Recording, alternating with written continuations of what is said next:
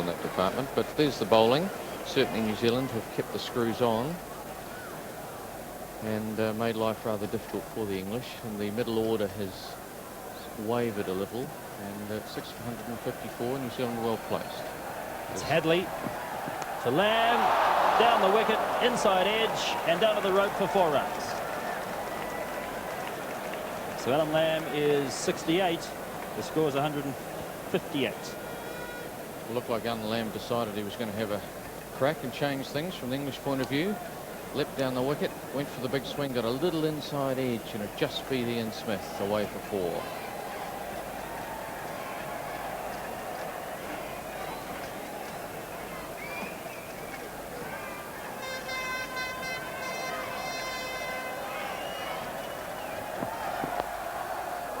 Alan Lamb getting more bat on this one.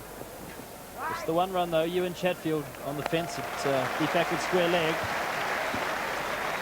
159 is the England score, and Alan Lamb has moved to 69.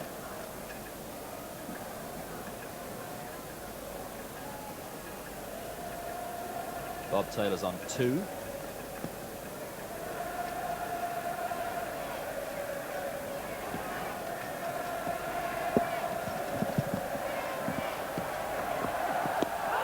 Confident appeal for an LBW. Dave Kinsella says not out. They're going to run 1 leg by. In fact, they're going to come back for 2.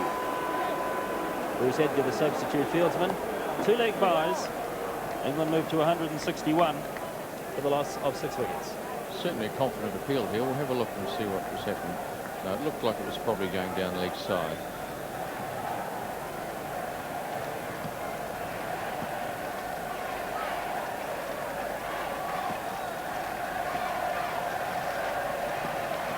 Hadley to Taylor.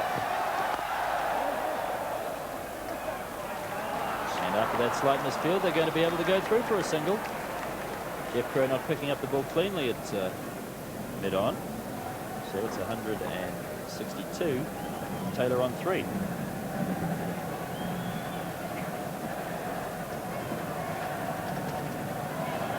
This is over number 44. Hadley to Lamb. Strong shot straight down the ground, but just 1 run. John Wright is the fieldsman, the man who took that marvellous catch earlier on this afternoon to dismiss Ian Botham. 1 run to Lamb. He's 70. Yes, I should really offer my apologies to John Wright, because it was a superb catch, and I gave him a bit of stick earlier on about his catching. But he proved me wrong, certainly, and it was well done.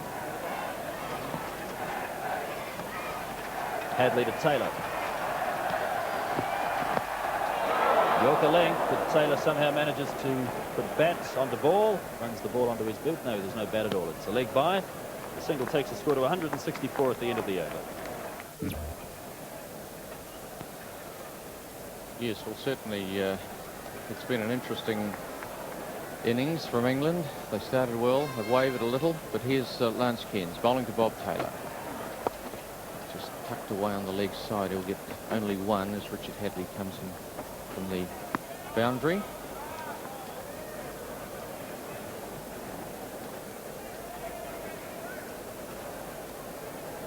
There's John Wright. Not only did he take the catch that dismissed Ian Botham, he took 4 of them on the replay as well. So he's had a good day. Cairns to Lamb. Lamb's got another single, moves him to 71. It's 166 for 5, 4-6. 166 for 6 in the 45th over.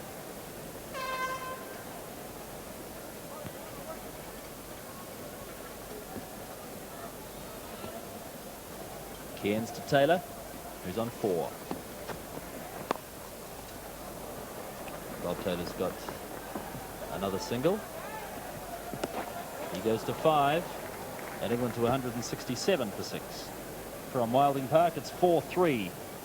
To New Zealand. They're holding their serve in the 2nd set of the doubles in the Davis Cup tie. Remember, New Zealand down by 2 rubbers to love after the singles yesterday. Paraguay, in the form of Victor Pecci and Francisco Gonzalez, won the first set 6-3 this afternoon. Cairns to Lamb, who's on 71. Short here, and he gets a bit of whip, and he's punched that well. A big chase for John Wright. Well fielded again by the Northern District's opener. 2 runs to Alan Lamb. He's 73, and it's 168. Good shot by Alan Lamb. A wee bit of width there. Dropped a shade short by Lance Cairns, and he crashed into that offside, and John Wright was after it like a flash, and he just dragged it in.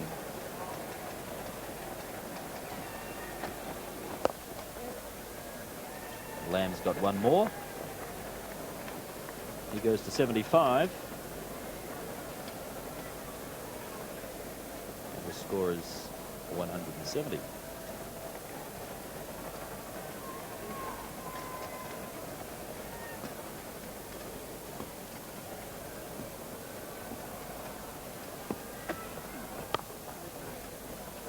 End of the over, 170 for 6. Well, that was Lance Cairns' 10th and final over. 10 overs, 2 maidens, no wicket for 31. His final figures. Bok has bowled 10 overs, 1 for 40. Coney 10 overs, 1 for 38. So Hadley has 3 left to bowl, and Chatfield 2. So 45 overs bowled in the innings, 5 left. 3 of them will come from Hadley and 2 of them from Ewan Chatfield.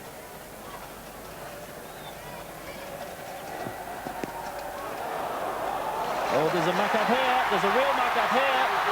And England are going to survive, I think. Despite the fact that Hadley broke the stumps at the bowler's end as Bob Taylor scrambled for his crease, he was home. No run, by the way. It's still 170 for 6. Well, all sorts of excitement here. Just got a pad on Alan Lamb, and it ran away. Ian Smith got to it. Bob Taylor came down the wicket. Alan Lamb wasn't interested. He had to go back again. Strong shot from Lamb, and he has found the gap on the leg side. Despite a valiant dive down there, it's 4 runs to Lamb. He goes to 78, and it's 174. Well, a strong shot there by Alan Lamb. It was in the air, but it got through to the boundary despite a good chase and dive by John Wright.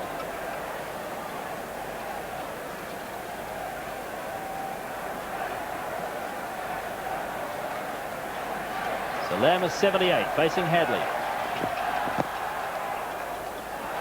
A bit of stop and start, but in the end they've run the single. Lamb just playing the ball down in front of him. Similar to a softball bunt, really, just laying it down and running. 175 is the score. Alan Lamb is 79.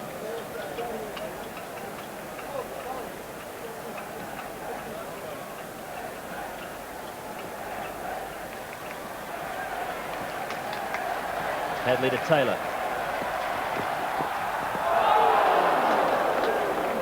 Bob Taylor giving the bowler every chance there. That's right, he gave him a look at all 3 and a bit more then. But obviously trying to get on with the job. Only a few overs left, and Bob Taylor going for everything. Stepped away to try and crash it through the offside, but Richard Hadley's a difficult man to do that with. Only just missed the off stump. Hadley to Taylor. Well bowled by Hadley. Right up in the block hole, and all Bob Taylor can do is just dig it out, play it on the leg side.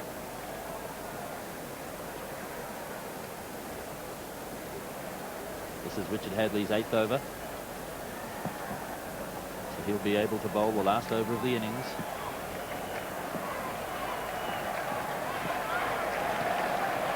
Hadley to Taylor. Confident appeal for an LBW, but must have been a bit of bat there as well. They're going to run 2 here.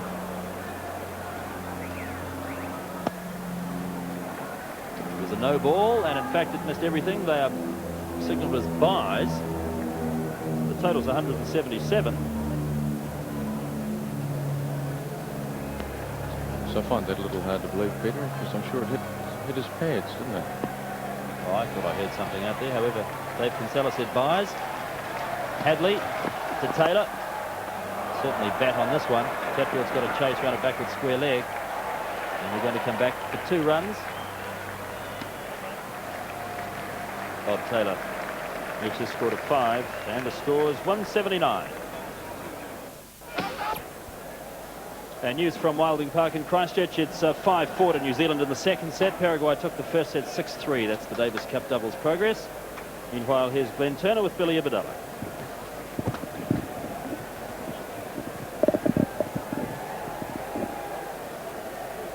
Thank you, Peter.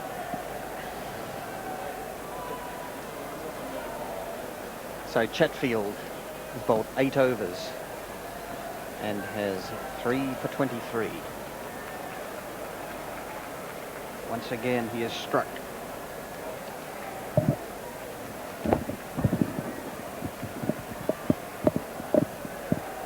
And so Chatfield now into Alan Lamb.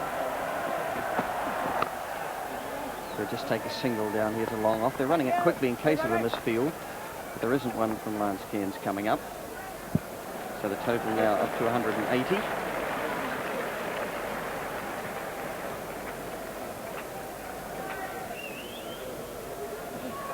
And there's the statistics of Alan Lamb's performance today.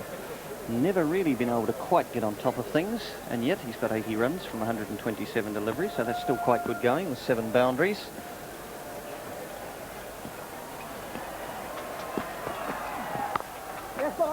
And a quick single here. He'll have to hurry. Edgar's in quickly from mid-on, but Bob Taylor's through. Bob Taylor onto 8, and Edgar, of course, fielding for Stephen Bock, who went off the park. He took one, it looked as though he took one on the knee whilst fielding at point, and has gone off at the moment. If it's the usual one on the side of the knee, it soon comes right.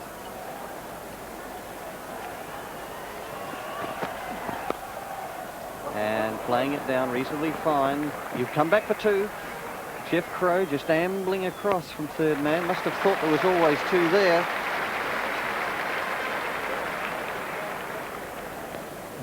What a good innings Alan Lamb has played, although he has never really dominated the scene, but certainly he has played an innings of tremendous responsibility. Here he runs the ball down deliberately towards third man area and gets 2 runs.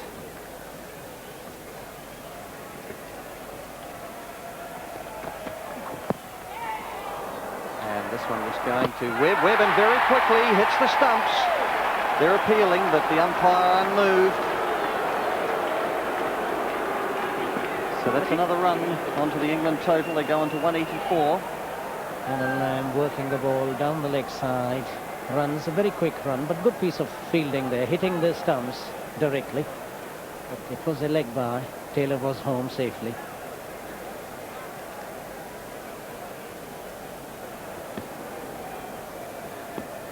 It's now Bob Taylor on strike. He has 8. And this will be a leg by. Webb's in very quickly again. But Lamb's through like a shot. So leg by is starting to take over.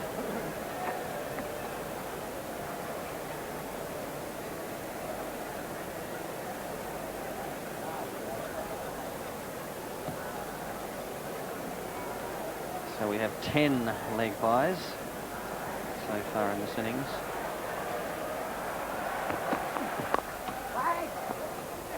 And there'll be a run out here, yes. Chatfield in behind the stumps after having delivered the ball, which is good cricket for a bowler to follow through and then get back, and takes the return in over the top of the stumps from Howard. And so England now have lost their 7th wicket with the score at 185. Have a look here how quickly Chatfield comes back, waiting to take the return. Right over the stumps and does the job. That really was a good piece of work by Chatfield himself. The score is 185 for 7. So the new batsman is Neil Foster. He will join Lamb. Taylor having been dismissed for 8.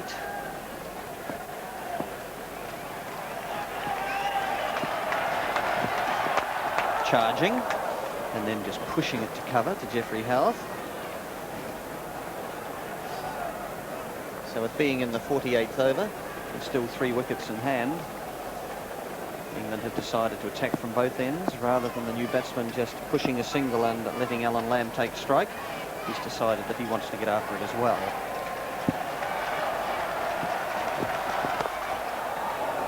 But that's a good line from Hadley and right up there in the block hole, and Foster not able to do much about it.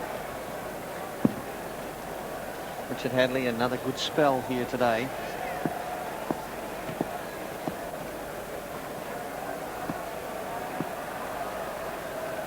Point 2 overs, 2 maidens. 1 for 30, just a few starting to come towards the end. Looking for a single, but it's not on.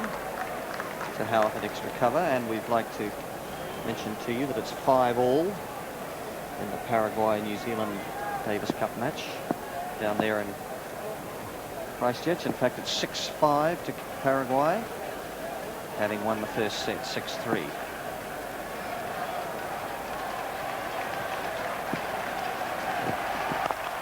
Well, that's a good shot, but just a single. Coney fielding it long off, so Foster's off the mark with that.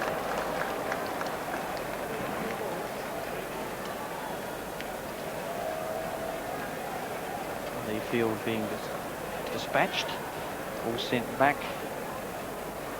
Well, just mid-off went back, Coney. Then they decided it is last ball of the over, so in fact they really do want to hold Lamb on strike. Slower one, and a single down to long on. Looking for 2, he's coming back, Foster's coming back. It's a bad throw, goes to the middle of the wicket. It hits Lamb, but obviously because it's ricocheted from him, courtesy is that you don't try and take another overthrow. In fact, that was the second last ball of the over.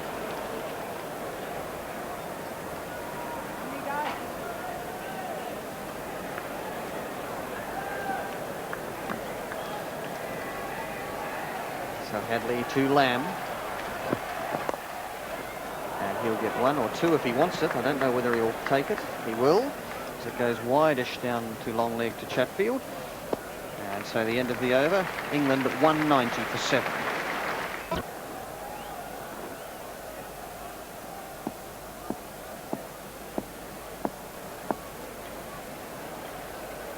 And here we have Lamb on 86, making the major contribution here, still unbeaten. And Foster at the crease with Willis and Flash Cowans to follow.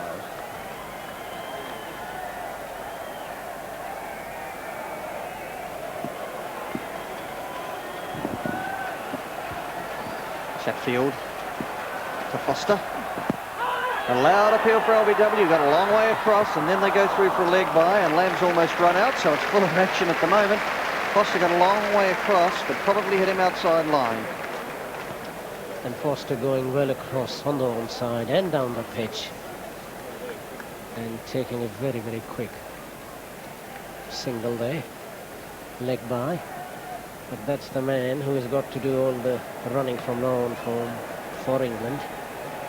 86 to his name.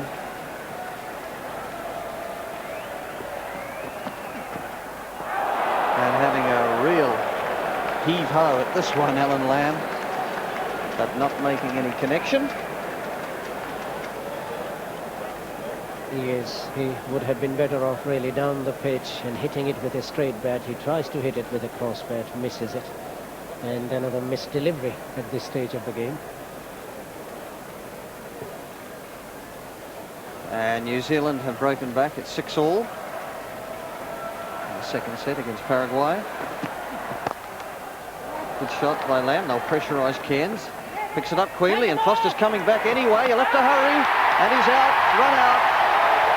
Foster trying to come back for a very cheeky second. And so Foster has run out for 1, and England go 8 down now for 192. Let's have a look at this drive off the front foot. Hits it all along the ground. And good fielding here by Keynes. Have a look how he throws the ball. On the first bounce, very straight and easily done. Good work. Score is 192 for 8.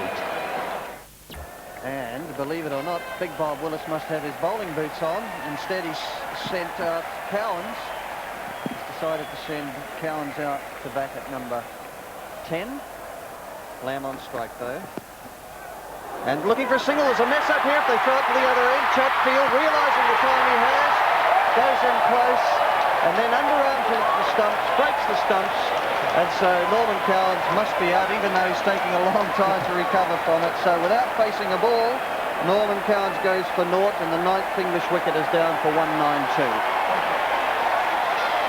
Well, let's have a look. Alan Lamb gets hit on the pad, starts to go for a run, then changes his mind. By this time, Norman Commons is really at the other end. And good thinking by Chatfield, got close to the wicket and decided to put the ball into the stumps. And the score is 192 for 9. A glue that sets in second. And so Willis has come to the crease, but it's Lamb, however, that's on strike. And fishing outside the off stump. So we're on a hat trick there of run-outs, you might say. Would have been 3 and 3 deliveries. Lamb actually almost bluffing for a run there, or faking for a run, and meant that Cowans thought he was coming. Then he decided it wasn't going to beat the keeper. Decided he didn't want to go then. But Cowans was committed. And there'll be 1 or 2 here. Coney getting across though, so just a single to Lamb. He goes on to 88. And the total up to 193 for 9. And Charlie Chatfield once again turning in a very fine performance here in this limited overs match at Eden Park. And even a smile from Chatty, just quite surprising. 10 overs. He's 3 for 29. Will he be claiming the 2 run-outs as well?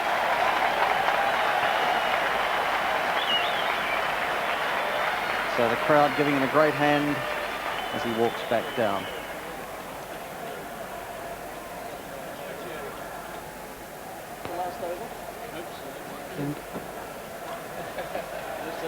And 1 over to go for England. And they're approaching the 200 mark, which I don't really think is going to be an easy score for New Zealanders to chase, because we have got to remember England, they have got 5 frontline bowlers in their side, plus Gatton. Good score to turn this match into an exciting one.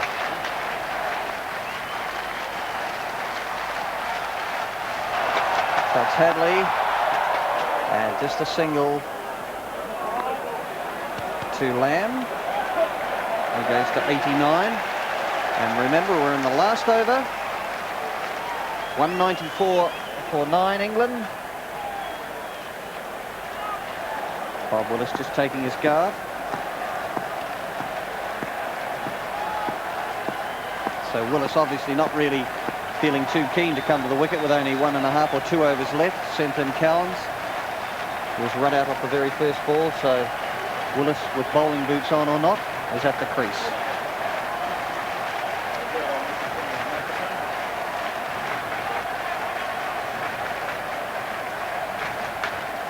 And just shuffling the field round, trying to get it right. Hadley 1 for 36 off 9.1 as he comes into Willis to receive his first ball. And he flicks this down, and there is not a deep fine leg. So that's 4 runs.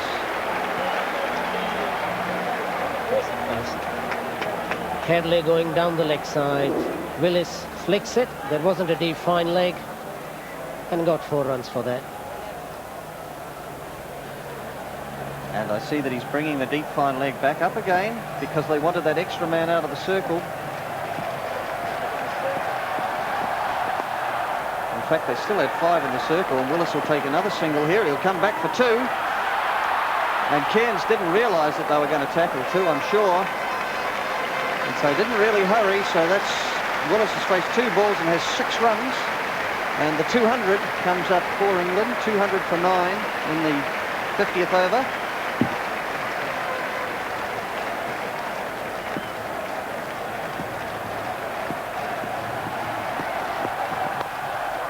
Looking for a single. He'd be run out of power. Pitts Howarth decides, though, that I think that even if he'd picked it up cleanly, he would have held on to the ball. Otherwise, they may well have got an overthrow. Wasn't worth it.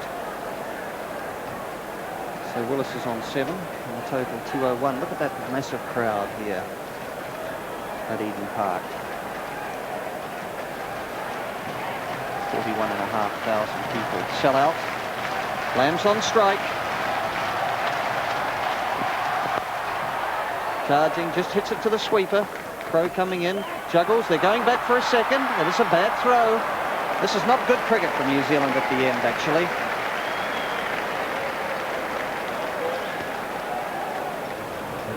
Lamb that time giving himself a bit of room, hitting the ball off on the offside for 2 runs. And what you do in the field, you just get the ball in your hand as quickly as you can. You whistle it in over the sticks and you don't mess around. And they have been in this over. He slogged it away over the top. Will it be 6? Yes, it's gone over long on. The last ball of the innings for England. And Lamb hits it out of the ground, and he goes from 91 to 97 with that shot. So England end up with 209.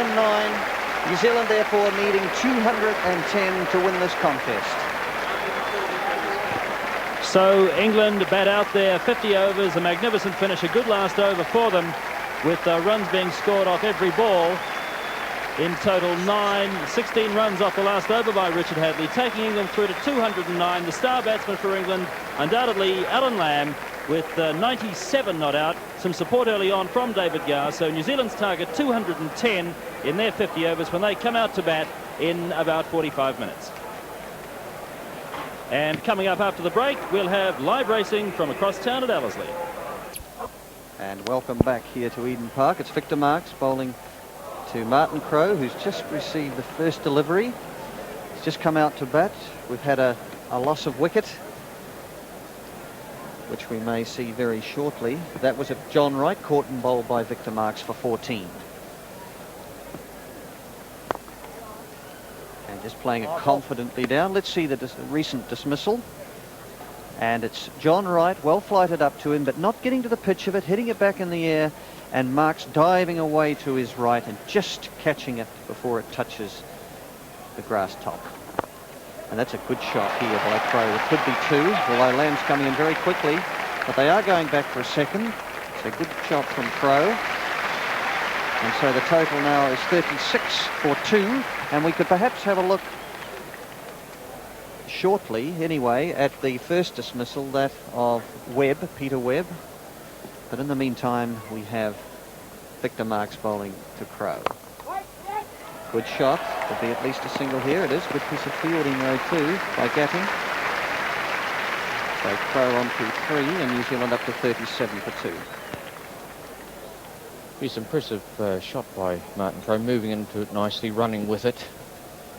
Well played.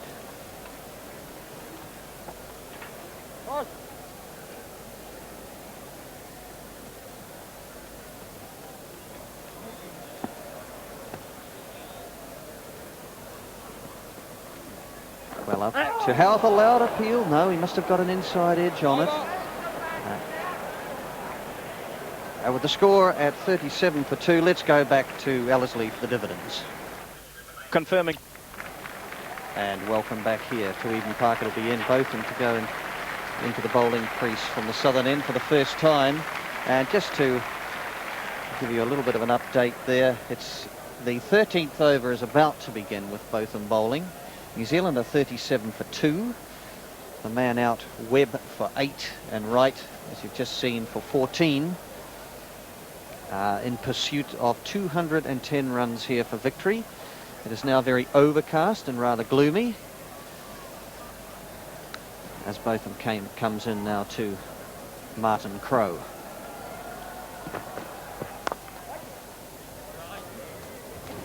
And perhaps we can have a look now at the first New Zealand wicket to go down, that of Peter Webb.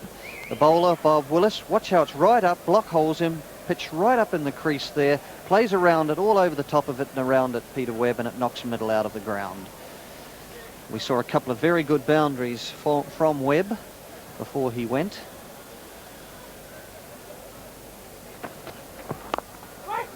And looking for a single here, but can't get it. Randall's across very, very quickly. And it was interesting to note that Webb, as soon as he hit 2 boundaries, the field went back. They took the slip out. They had an onside sweeper. And it's meant, too, that the field has remained out since that point.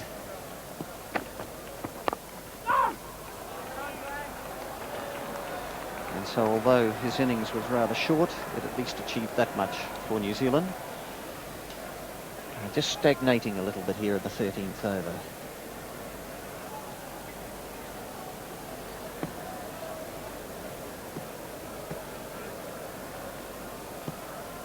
Martin Crowe looking very fluent right from the outset.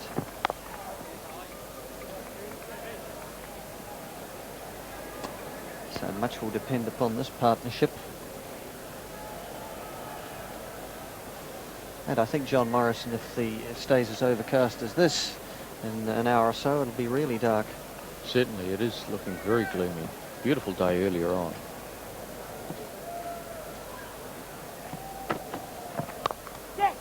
That's a good shot by Crowe. No need to run for that. Ball didn't bounce very high. Excellent positioning to hit the ball off the back foot through the covers.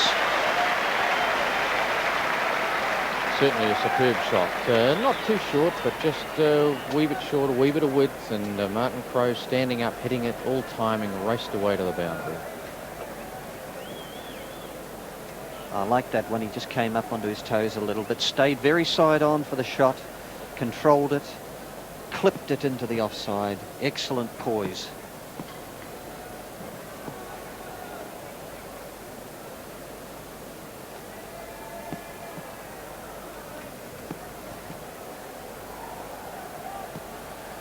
So Botham to Martin Crowe. And not really able to get hold of that one. So end of the over, New Zealand 41 for 2.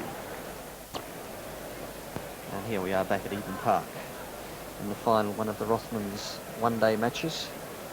England versus New Zealand. New Zealand set 210 for victory. Victor Marks rolling to Jeffrey Howarth. Not able to get it back past Marks. Marks 3 overs and has 1 for 5.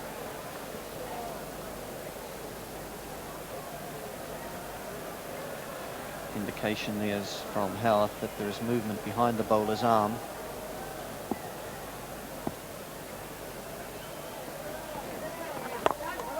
Just dancing down the wicket, not able to get it past Gower at mid-wicket. Gower does have a fieldsman behind him.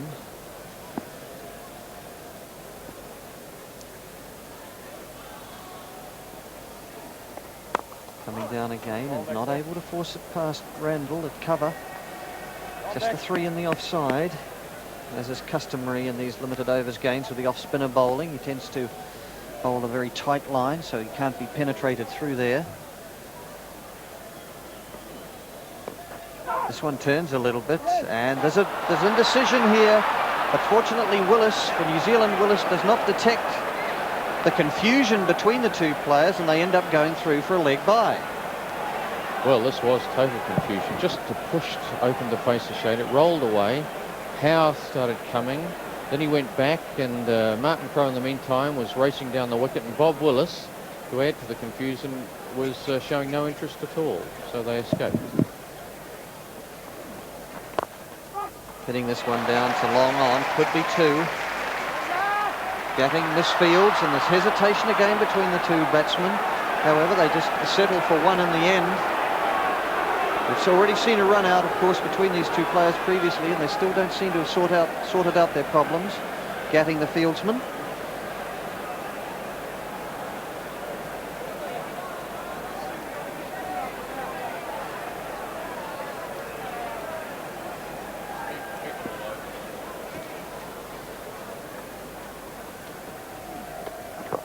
Dancing down again, not able to get it beyond the field, and so at the end of the over, 43 for 2.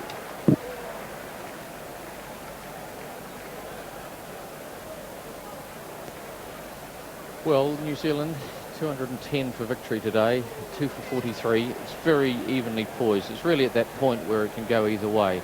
If these two can establish the innings, stay together for a while, keep the score ticking over, I think they'll set New Zealand up well to have a go at this target. On the other hand, as we've seen in the past 2 games, New Zealand have looked like they're in a position to get maybe a big score, and then the middle's fallen out of it. But we'll see what happens.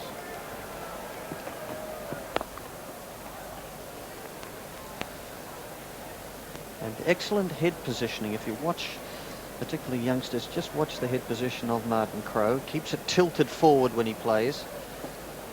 In full control of the shot. Now his poles will probably fall over.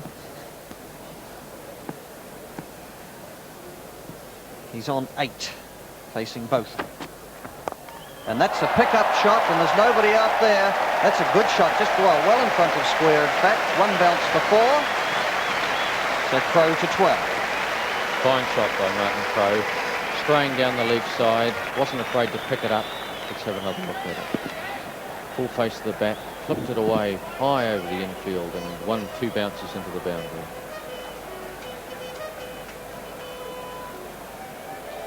So the only sweeper they have out, England, is on the offside. So 12 from just 13 deliveries, Martin Crowe.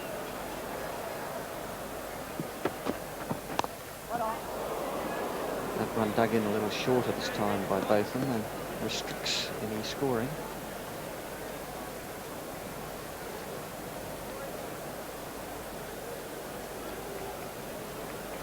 Very, very gloomy here at Eden Park.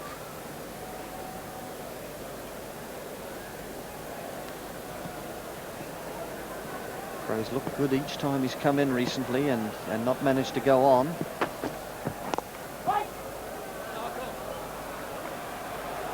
Slight misfield there, but covering up by Gatting.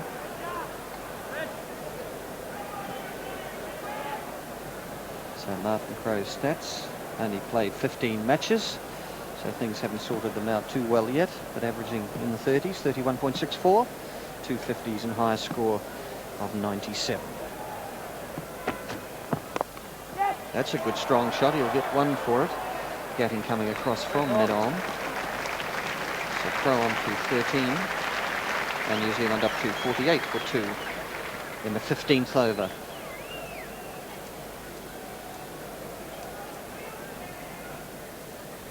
So just ticking along now quite nicely in the past 2 or 3 overs.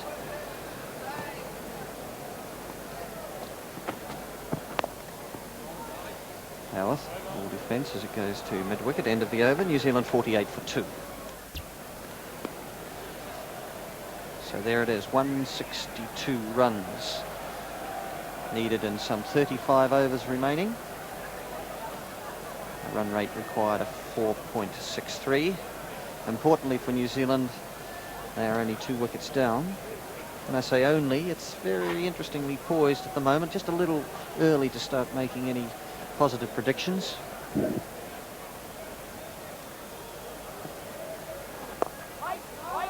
And looking for a single, can't get it past Smith.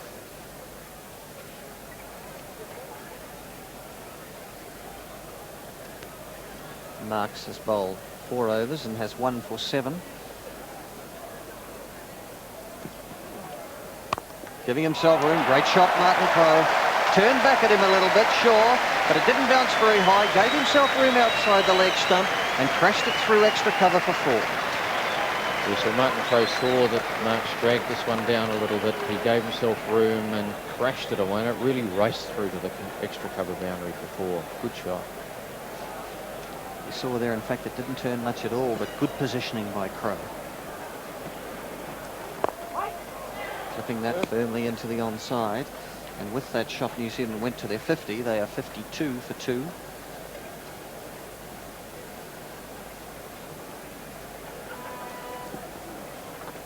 Dancing down, forcing it down to mid-on, but not able to take a single. And notice here how Crowe, every ball that's bowled to him, he's looking to score from each and every ball.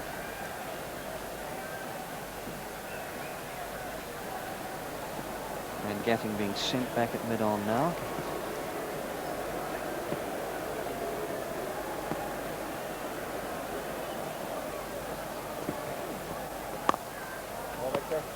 He defends this one, however.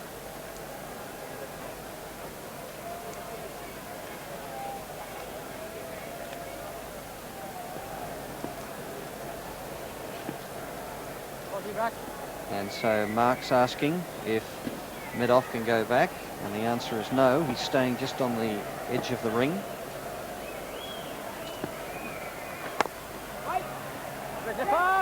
And looking for a single. There's a mix-up here. But fortunately, they sorted out in time once again. And so the end of the over, 52 for 2. Well, there's one of the many banners, but they're giving us a look at this one because it's on the back of the black sight screen here. You just about need a degree in literature to read it. But it looks like we've got both of them again to resume the England attack in a fairly gloomy conditions here.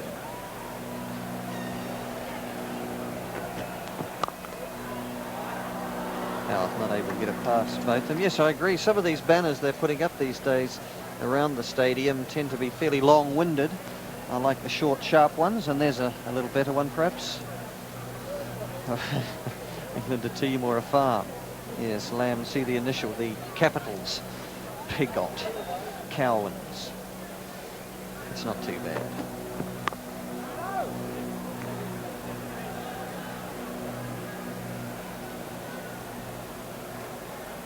Bit of a worry here, Clinton, with this running between the wickets. Martin Crowe and Jeff Houth just don't seem to have any understanding at the moment. A bit like the Mad Hatter's tea party out there. One hopes from New Zealand's point of view that we don't have a disaster.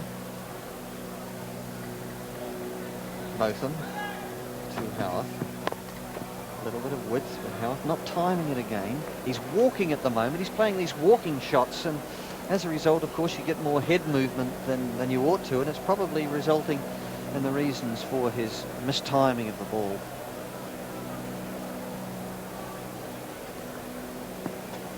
It's better to stand still and get good balance.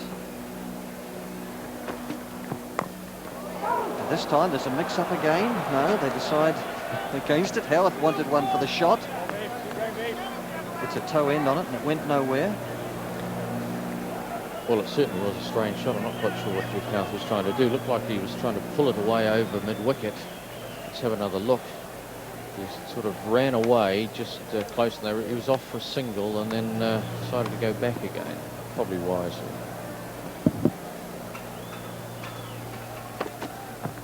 That's width, and that's 4 runs. A very nasty bounce on the covers. It's just going past the nose end. Oh, I think it's Gower. Yes, good shot by Jeff Houth. Crashes it away, and a very nasty bounce, David Gower. 4 runs, 56 for 2, New Zealand. We have a see look the at full, yes, and that just bouncing there and almost hitting Gower in the face.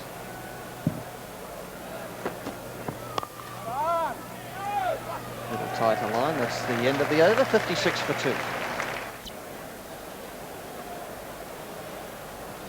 So that'll be Victor Marks to continue. We see England 63 for 1, same stage.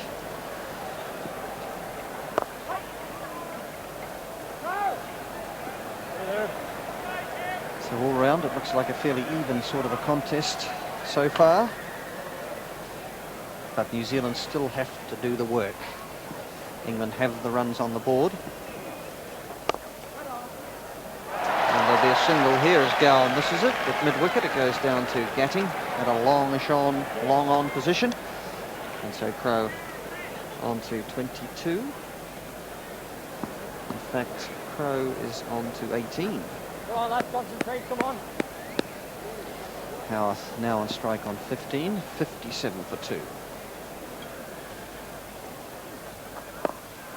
Dancing down, but doesn't time it.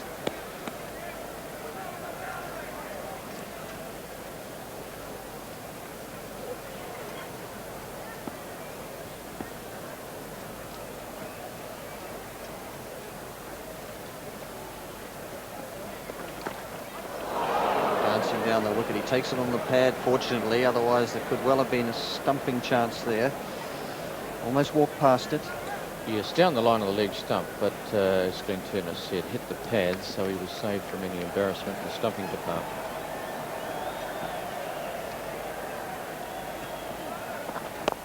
Howarth going down, he'll take a single, goes down to long on once again to Gatting. So Howarth on to 16 and the New Zealand total up to 58 for 2.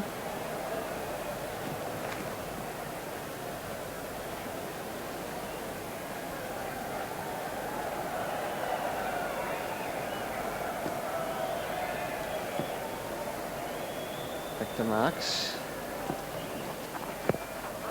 Way down the leg side, and actually he misses out there on that one, Martin Crowe. So the end of the over. We're just waiting to see whether or not drinks will be taken. They're not going to be, so the score is 58 for 2. And there's a single to Howarth off the first ball of Ian Botham's over. So that's all you missed, just the shot. Howarth goes to 17, and the New Zealand total now to 59 for 2. Botham starting his 4th over. He has none for 14. 18.1 overs gone.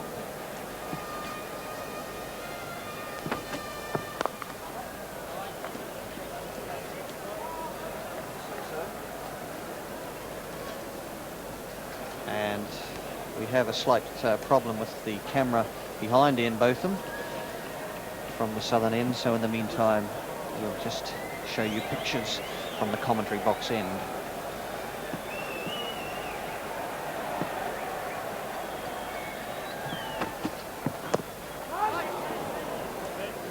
It's close to him, not able to get it away.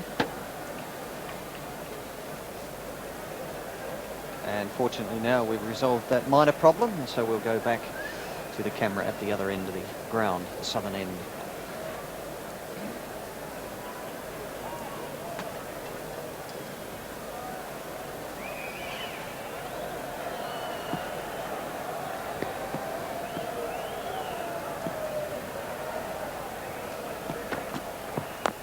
Oh, he's very nearly chopped it on, and Howarth calls him through for a single. Yes, not bad there. They seem to have reasonable control over the situation, so that's a single to Crowe. Yes, well, that ball very short and wide, and Martin Crowe looking to crash it away through the offside, and just got a thick bottom edge and bounced it back in front of his stumps. Jeff Howarth pulled him through, and safely in the final analysis. A little bit of width, that'll be just 1 through to Lamb, who's sweeping. So just a single to Howarth.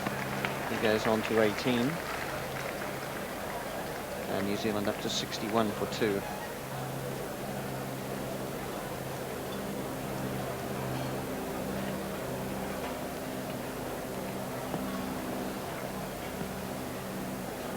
Crowe on 19.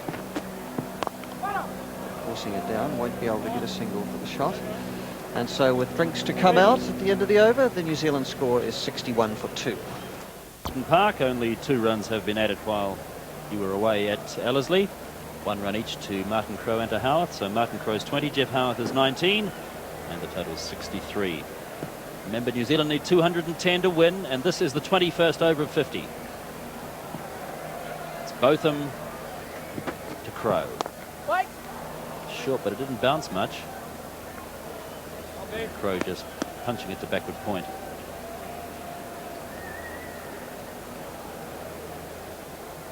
That's not cricket, lad. Somebody obviously has decided that even though they're at the one-day game, they would far sooner watch a 5-day match, perhaps. Botham to Crowe. In the air for a while, but quite safe. Chris Smith is the sweeper at deep mid-wicket. There's only 1 run to Martin Crowe. Crowe's 21, and the score is 64 for 2. That was a good shot by Martin Crowe. Short of length, see how he stands up and hits it on the onside to get par into the stroke. There is a man there on the boundary line. He got 1 run. 64 for 2, and Botham bowls to Howarth.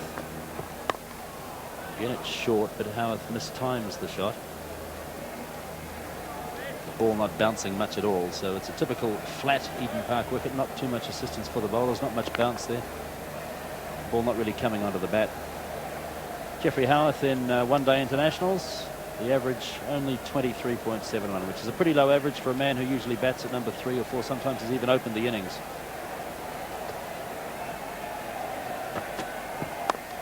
That was so wide that I'm sure if Howarth had not chased it, it would have been signalled as a wide, but he's got 1 run off the bat anyway. So Howarth moves to 20, and the score is 65 to 2. Yes, that is indeed a low average for Jeffrey Hart in one-day cricket. And I really feel that the reason for that is because Jeffrey Hart is such a correct player, technically speaking, for 5-day test matches. He just has not been able to change his style of batting for one-day cricket. Botham, Crow, and Howarth was backing up very quickly at the other end as Crow just punches it to the sweeper on the cover boundary. That's Alan Lamb. There's 1 run to Martin Crow. He's 22 and the score is 66 for 2 wickets. So Marks is going to bowl to Martin Crow. New Zealand needing about 5 runs and over from here on in to get to their target of 210.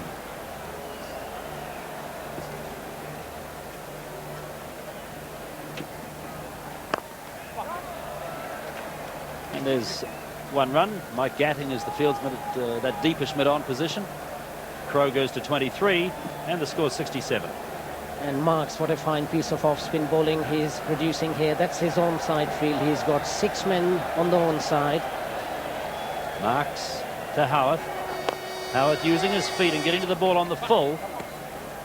It doesn't time the shot very well. Straight down to Gatting at mid-on. And his line has been absolutely perfect. Pitching round about middle stump, going towards leg stump, not giving the batsman any room to hit it on the offside. He's bowling to Jeffrey Hart. He plays it, or he's forced to play it on the onside. Can't pierce this field. That's Smith.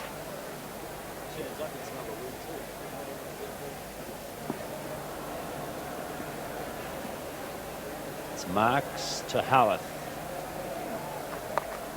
Swept, 4 runs. No, it's not 4 runs because Norman Cowans is almost hidden from sight amongst the crowd down on the backward square leg boundary. So it's just 1 run to Howarth, and he's 21. The score is 68 for 2. That's a very good shot there by Jeffrey Hart. Nice sweep, lot of power going into it. Have a look at it. Kept it down, but hitting it straight to the fieldsman.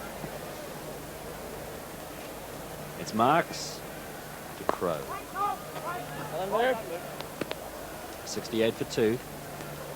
And this really has been the fascinating aspect of Marks's bowling, that he has controlled his line and length and forced the batsman to play the balls exactly where he wants them to play. It's Marks to Crow, comes down the pitch and plays it back to Marks.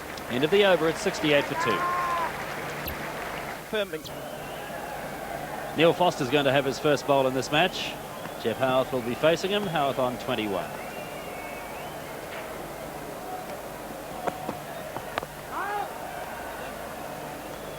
So the game's still very evenly poised at the moment, as you saw from those figures. New Zealand certainly cannot afford to lose another wicket at this stage. This is the 23rd over.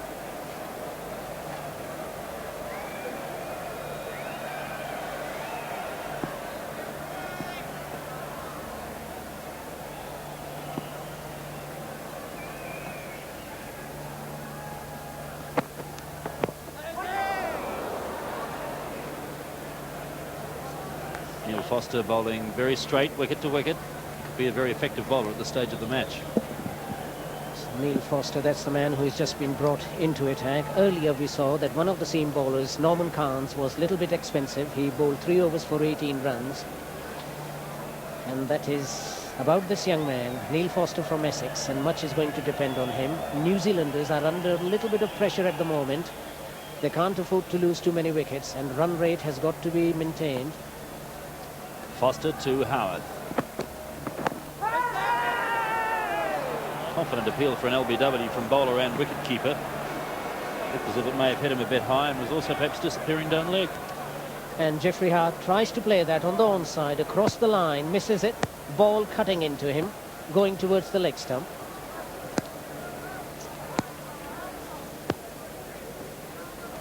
And pressure is being applied on Jeffrey Hart. He knows that. Run rate is at the moment around about 5 runs and over.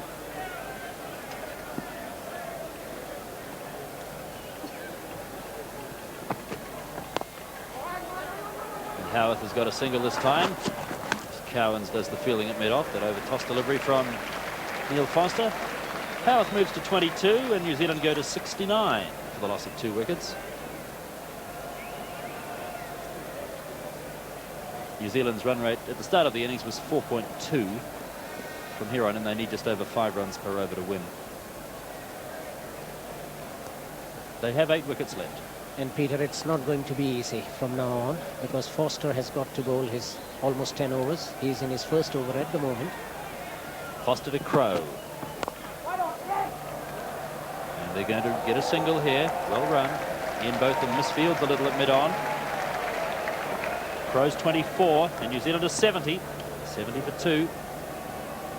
Getting towards the halfway stage of the innings. This is the 23rd over. 50 overs per side, remember. Vic Marks has only got 2 more to bowl. Willis has got 4. Botham 5. Cowan 7. And this man, Neil Foster's just in his first over. A short delivery. Jeffrey Howarth was looking to punch away through the covers. In the end, he just chops it down and gets himself a single. He's 23 and New Zealand is 71 for 2. Well, after 23 overs, England were 81 for 2. New Zealand currently 71 for 2. Marks bowls to Howarth. Just a single. Norman Cowans is the fieldsman at backward square leg.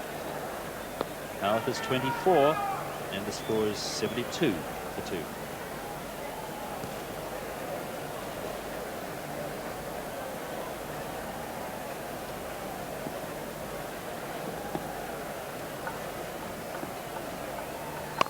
Short, and that's going to be 4 runs. It deserved it too. It was a bad delivery from Vic Marks, and Martin Crowe onto it very quickly. A very good shot indeed, away through the covers for 4. Martin Crowe goes to 28 and the score 76. Marks that time pitching outside the off stump, but have a look at the body balance of Martin Crowe. Waits for the ball, keeps his head still and bangs it really hard on the offside. This time a run for Crowe on the leg side as Marks drifted down outside the leg stump with his line. Martin Crowe goes to 29 and New Zealand go to 77. 77 for 2.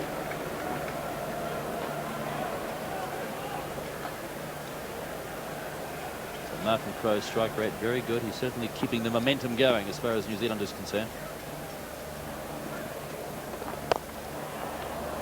Now it's down the wicket and converting that one into a full toss, but can't cash in. 77 for 2. New Zealand need 210. This is the 24th over.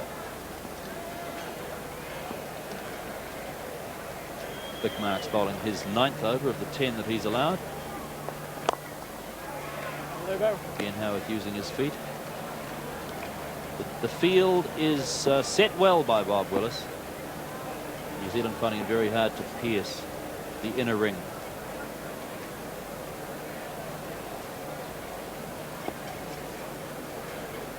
And now with Jeff Howarth showing a marked tendency to use his feet and dance down the wicket, there's a deep mid-off going down on the boundary. Here comes Derek Randall down in front of the side screen. And he would be there to compliment the man at deep mid-on as well. So 2 men on the straight hit. Howarth responds by just turning around the corner, and there's going to be a run out here. I think Martin Crowe's got a lot of work to do. Martin Crowe got home. It was a terrible throw from Ian Botham. New Zealand were oh so lucky to survive then. Martin Crowe was stranded at the other end, but Ian Botham's throw was wayward. End of the over, 77 for 2. Get up. Well, the hearts have stopped, rather they've quietened down after that little rush of blood in the last ball of the last over. Here's Foster to Crowe. Really was almost a needless run out. Action replay of what happened on, what was it, Christchurch a week ago. That's right, Peter. And one thing the New Zealanders don't want is a run out at this stage, especially one of the batsmen who are out there, Jeffrey Howarth and Martin Crowe. They really just can't afford to lose a wicket in that manner. Neil Foster's bowling at 77 for 2.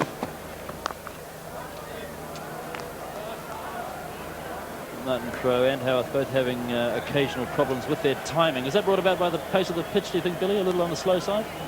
Well, obviously the ball is not coming onto the pitch, but we have seen 1 or 2 very good strokes being played throughout the day, so one gets a lot of time to play the shot. Okay, it's not a fast pitch, but at the same time it's not a bad pitch to bat on. It's short, and just the 1 run out to the sweeper at cover. Who's Alan Lamb. They thought about 2 runs, and just as well they didn't go for that second. Martin Crowe gets a single and moves to 30, and the score's 78. And of course, England bowling lineup is pretty well balanced. That's another bowler in the side, Mike Gatting, who, if needed, could well come on to bowl and do his stuff quite nicely. Medium pacer, does a little bit with the ball. Foster to Howarth, picks him up on the drop kick. It'll fall on the first bounce to Mike Gatting at square leg. 1 run to Howarth, he's 25, and New Zealand to 79. 79 for 2. Let's have another look at that stroke. Jeffrey Howarth plays that stroke pretty well. See how he picks it up, picks the line up nicely and hits it in the air, but quite safely. Crowe is facing Foster. It's a strong shot from Martin Crowe, but just a single. Crowe's 31. Score is 80. It's straight drive rapidly becoming one of Martin Crowe's trademarks. Very powerful player off the front foot, hitting the ball straight down the ground.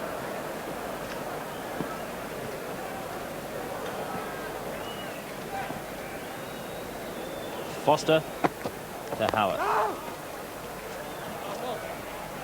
That's the halfway stage of the innings. 25 overs gone. New Zealand 80 for 2. So the required run rate by New Zealand is still over 5 runs per over. And it's a misfield by Chris Smith. He was done by an unfortunate bounce. And Martin Crowe gets a bonus run. He's 32 and New Zealand are 81 for 2. Let's have a look at that stroke again. Crowe goes on the back foot, hits it. And let's have a look at this misfield. And I think England have given about 10 runs already through that. It's Marks to Harvard down the pitch, hits it over the top. It's going for 2 and gets it easily. 2 runs to Howard, moves him to 27. New Zealand go to 83. 83 for 2.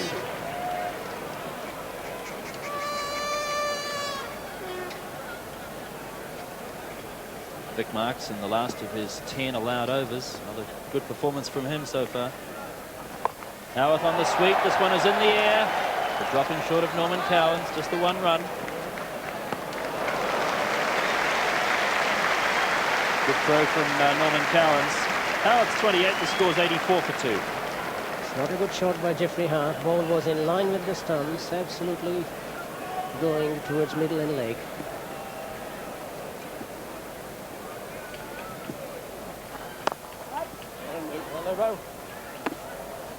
David Gower, the fieldsman down at mid-on. 84 for 2 is the New Zealand score, needing 210 to win this Rothmans Cup match.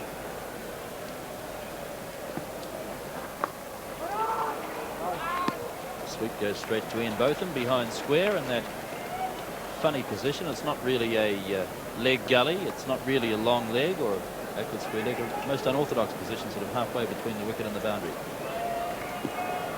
So the 50 partnership has come up between these two.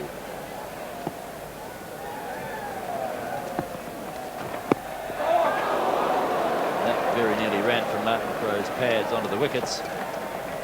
And there's a leg by resulting. The score goes to 85. 85 for 2.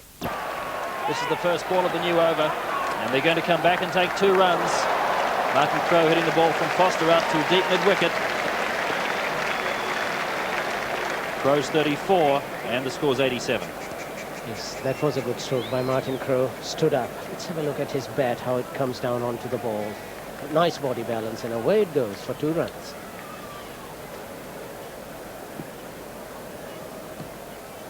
Foster to Crowe. Norman Cowans down at mid-off. 87 for 2 is the score. Let's talk about the finances of these Rothmans Cup matches just briefly. The winning team in each match gets $5,000. The losing team $2,000, and there's $500 for the man of the match as well. So that means that currently in this series, England have won $10,000, New Zealand $4,000, and England have picked up another $1,000 for their 2 man of the match awards.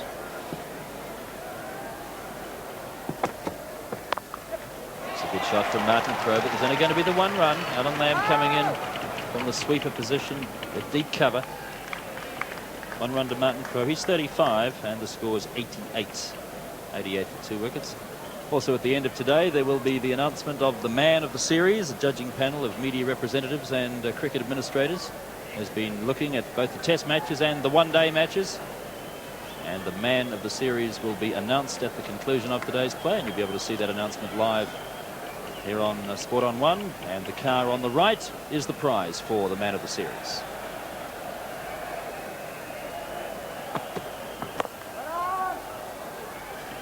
So that's a Toyota Corolla 1.6 liftback, valued at just under $17,000. And the other car that you saw there a few moments ago is the prize for the Toyota Incredible Catch of the Match competition, which will also be drawn at the conclusion of play this evening. And we have as our guest drawer the former England captain Mike Denness, who's here for the Golden Oldies tournament, or has been here for the Golden Oldies tournament. Here's Foster to Howarth. In the air over the top, good shot from Jeff Howarth. That's running away out to the rope for 4 runs. Howarth goes to 32 and New Zealand go to 92 for the loss of 2 wickets. That's a good shot. Sees the line. That Jeffrey Hart picks it up in the air over mid-on. Let's have a look at his front foot. Goes forward to get the line of the ball and hit it nicely.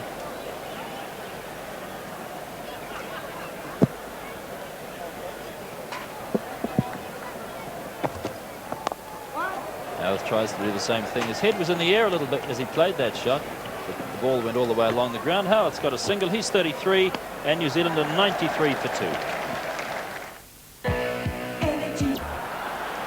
Norman Cowans is coming into the bowling attack for his 4th over. His first 3 overs cost 18 runs, and things pretty even, as you saw there at the equivalent stage after 27 overs. Here's Warren Stott now with John Morrison. Yes, thank you, Peter. Norman Cowans, as you say, to take up the attack from the northern end, our commentary end. He'll be bowling to Jeff Howarth. Jeff Howarth on 33. And we're just waiting for a little disturbance on the bank to settle down so we can get back to more important things, the cricket. And Warren Stott is now with us. Yes, the bank certainly warmed up during the day, John Morrison, so we possibly could expect a few more incidents and interruptions from up there. That's right. I think there'll be some fairly lively performances up on that bank that could end in disaster. But I suppose officially we hope not. Could be entertaining if the cricket dies away. So it's Cowans to Howarth. And he drives it very firmly straight past the wickets at the bowler's end, and it's down the ground for 4 more. A fine shot by Jeff Howarth. This one well up to him, on about the line of the off stump. We'll have another look at it, and he really climbed into it and hammered it back past Norman Cowans. Here it is, fairly full delivery, and he really thumped it. Fine shot, raced down to the side screen for 4. Cowans again to Howarth. And Howarth puts that away in the offside. It's through the vacant gully area. There is a man at third man. It's Gatting. Takes Howarth to 38. There's Jeff Howarth. A wee bit of width there, opened the face and worked it away down to third man. Mike Gatting down there in the hot seat in front of the eastern bank.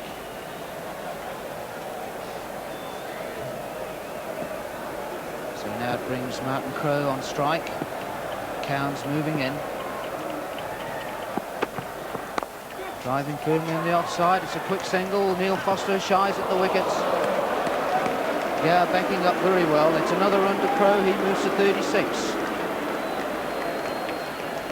Yes, good running that, and it looks like these 2 batsmen in the last couple of overs are really starting to take the initiative, which is very good from New Zealand's point of view. They've both been there for a while. They're in the 30s, and they're looking to get after the bowlers. Norman Cowans probably giving them a little more opportunity than the other bowlers. Cowans to Howarth. And that's driven on the offside, but it's straight to Randall. He's at cover.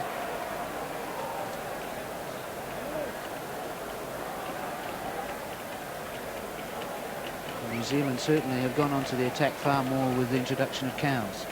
Yes, they have, Warren. I think it's at the point, well, 2 or 3 overs ago, when they decided that if they were going to let the innings drift much longer, life was going to be very difficult in the latter half of the innings, and they've taken the initiative, and things are looking good.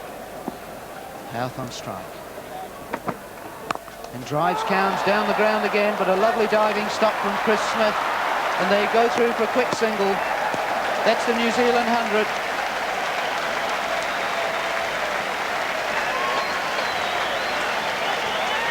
Well, again, Jeff Houth looking to drive Norman Cowes straight. Hit it hard, but Chris Smith did well. Fielded it, just fell away in front of them. There's a bit of confusion with the running, but they made it through for the single to bring up the 100.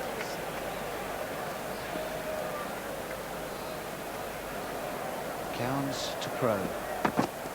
Driving to a ball fairly full of length. That's the end of the over, 100 for 2. 28 overs completed. New Zealand exactly 100 for the loss of 2 wickets. Neil Foster to bowler Jeff Houth. And Houth clipping it down through the slip area, and well fielded Bob Taylor. Yes, that was well done. They made a lot of ground, Bob Taylor. Looked like he got a little edge on it and just ran away with rather an awkward bounce. The ball not getting up here much at Eden Park, which is a common trait, of course, of Eden Park. But Bob Taylor moving very quickly for an old man. Foster to Houth. Ooh, and he tries to run this away through the slips and actually misses the ball. It goes through to Taylor. A little bit fortunate there. Yes, he was, Warren. Has a passion for trying to run the ball down, Jeff Houth. But that was fairly close to the off stump.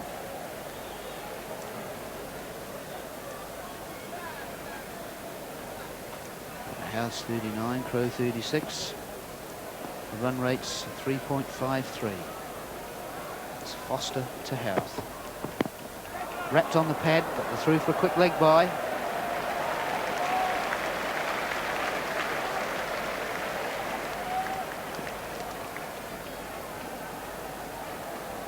(101) for the loss of 2 New Zealand. Houth's 39 and Crow was on 36. And there we see the leg side field. Backward square leg and the mid wicket just by the ASB hit sign. Foster to Crow. Crow driving. The quick single. Oh, shy at the stumps, and perhaps he may have been run out if that hadn't hit. Well, certainly, Warren. I think that Martin Crowe taking on Vic Marks, he wasn't that deep at mid-off, and had Vic Marks' throw hit that set of wickets at the bowler's end, it could have been very dicey indeed. But it didn't, so he's still there.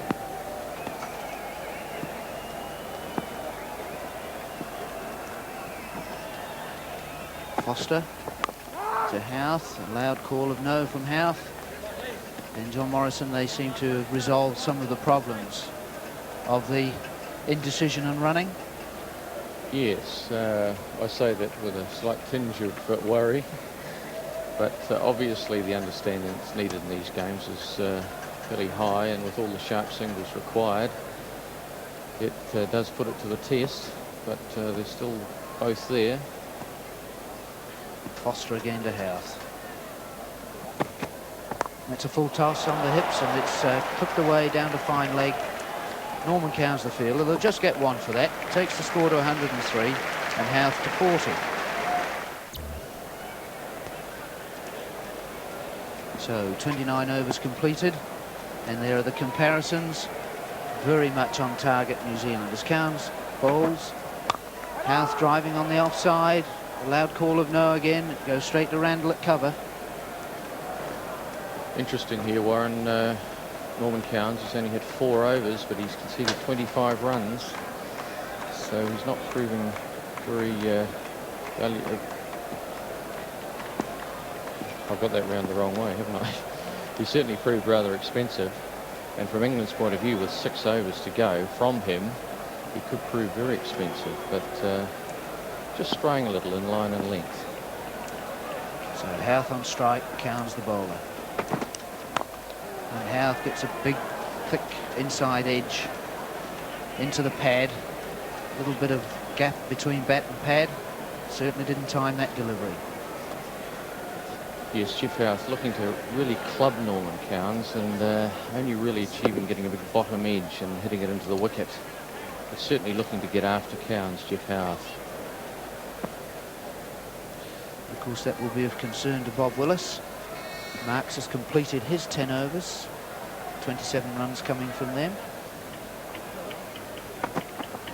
Again, Houth driving. It hits Cowans on the leg and tips away into the leg side, where Gowers threw quickly to prevent any run.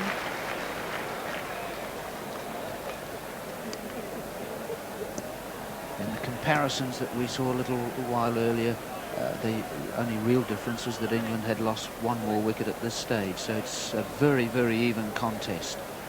Oh, certainly I think we can look forward to the next 20-odd overs. Should be really entertaining as New Zealand try for this target. Cowans to Houth. It's on the drivable length and driven into the onside. Chris Smith at mid-on.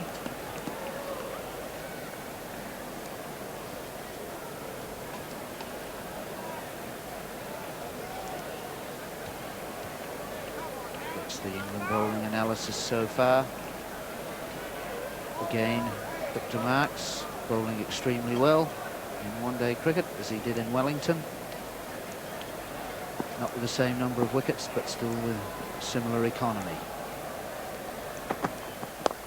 Houth driving into the leg side. It's a little bit aerial, but there's no fielder there except for Lamb, who's at deep mid-wicket. 1 run to Houth takes him to 41.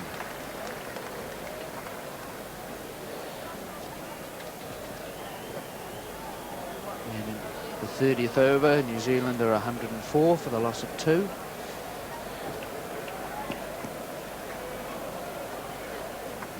See the run rate just on 3.5. Cowans to Crowe.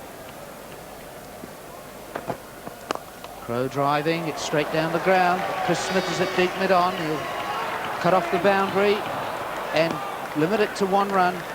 Takes New Zealand to 105 for 2.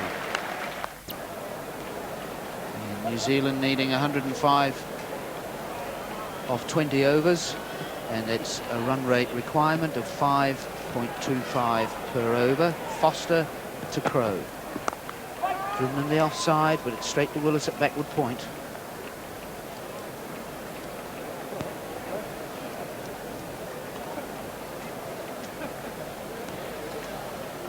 Yes, well, very absorbing here at the moment, as we see if New Zealand can get through to this target. Of course, they've got wickets up their sleeve, which they haven't had in any of the previous games. And they're going to be in a position to be able to really charge in the last 10 overs. Foster to Crowe. Crowe driving straight down the ground. He's going to get a boundary. 4 more. It's a good shot by Martin Crowe. It was reasonably well up, and he wasn't afraid to hit it straight back over Neil Foster's head. No one down there, straight through to the boundary for 4.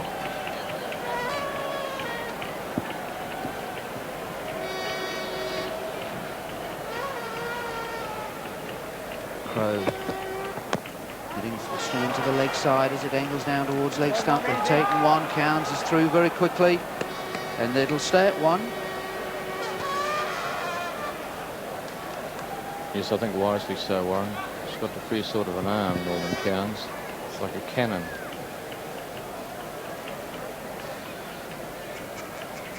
Crowe, 58 balls he's faced, 43 runs, a very good strike rate of 74%.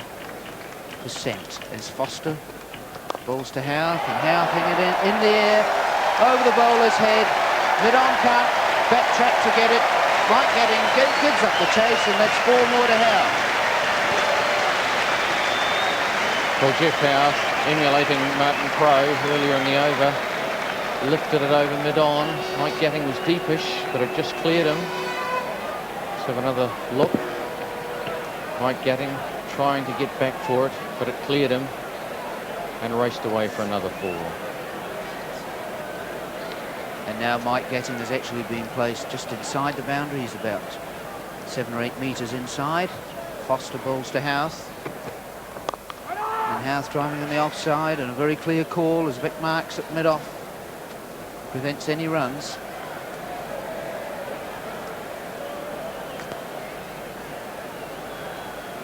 So Houth's moved to 45, Crow's on 43.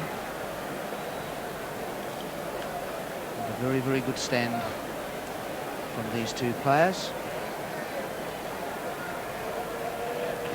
Actually worth 80. Foster to Houth. And he cuts that in the air, but it's wide of Keeper Taylor through the vacant slip area. 4 more.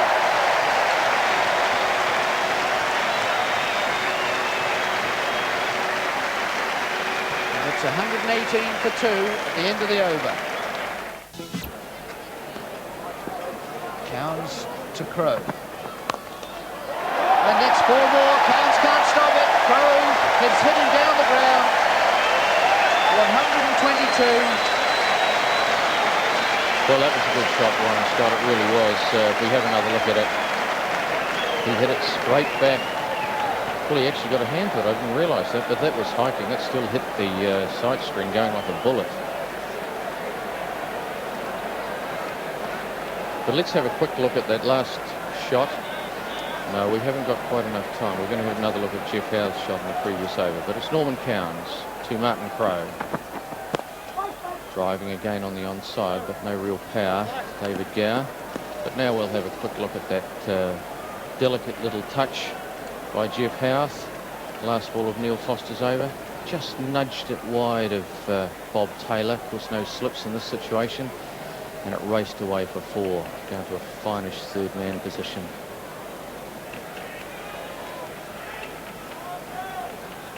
Martin Crow's on strike, and he's on 47. Facing Cowns.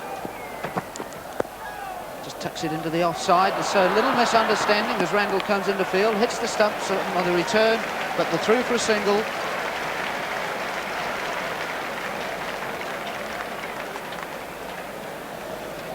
So a good cheeky little single there.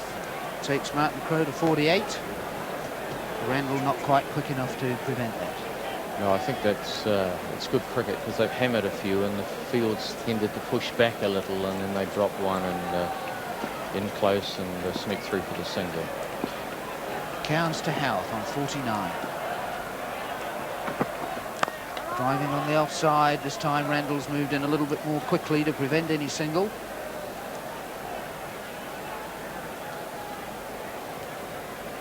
And we're in the 32nd over. And 123 for 2, the New Zealand score. Martin Crow's on 48. Jeff Houth, who's on strike, is on 49. Cowns moving into bowl. Houth driving into the onside. That's his 50 as it goes to Alan Lamb. There's 2 runs, a good return from Alan Lamb, and that's Houth's 50.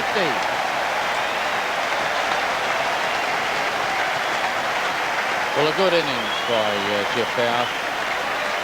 Hasn't had the happiest of times this season, but he's come out here with his target of 210, and he's certainly given this innings some leadership and some direction, and he's on 51. Just a few spectators being ushered from the ground, some more forcefully than others. This big crowd appreciating Houth's 50. The players waiting for things to settle down. And of course the danger is with the invasions is the upsetting of the batsman's concentration. Cowns to Houth. Driving into the offside. Wide of cover. Sweeper is Ian Botham. Will go through for a comfortable 2.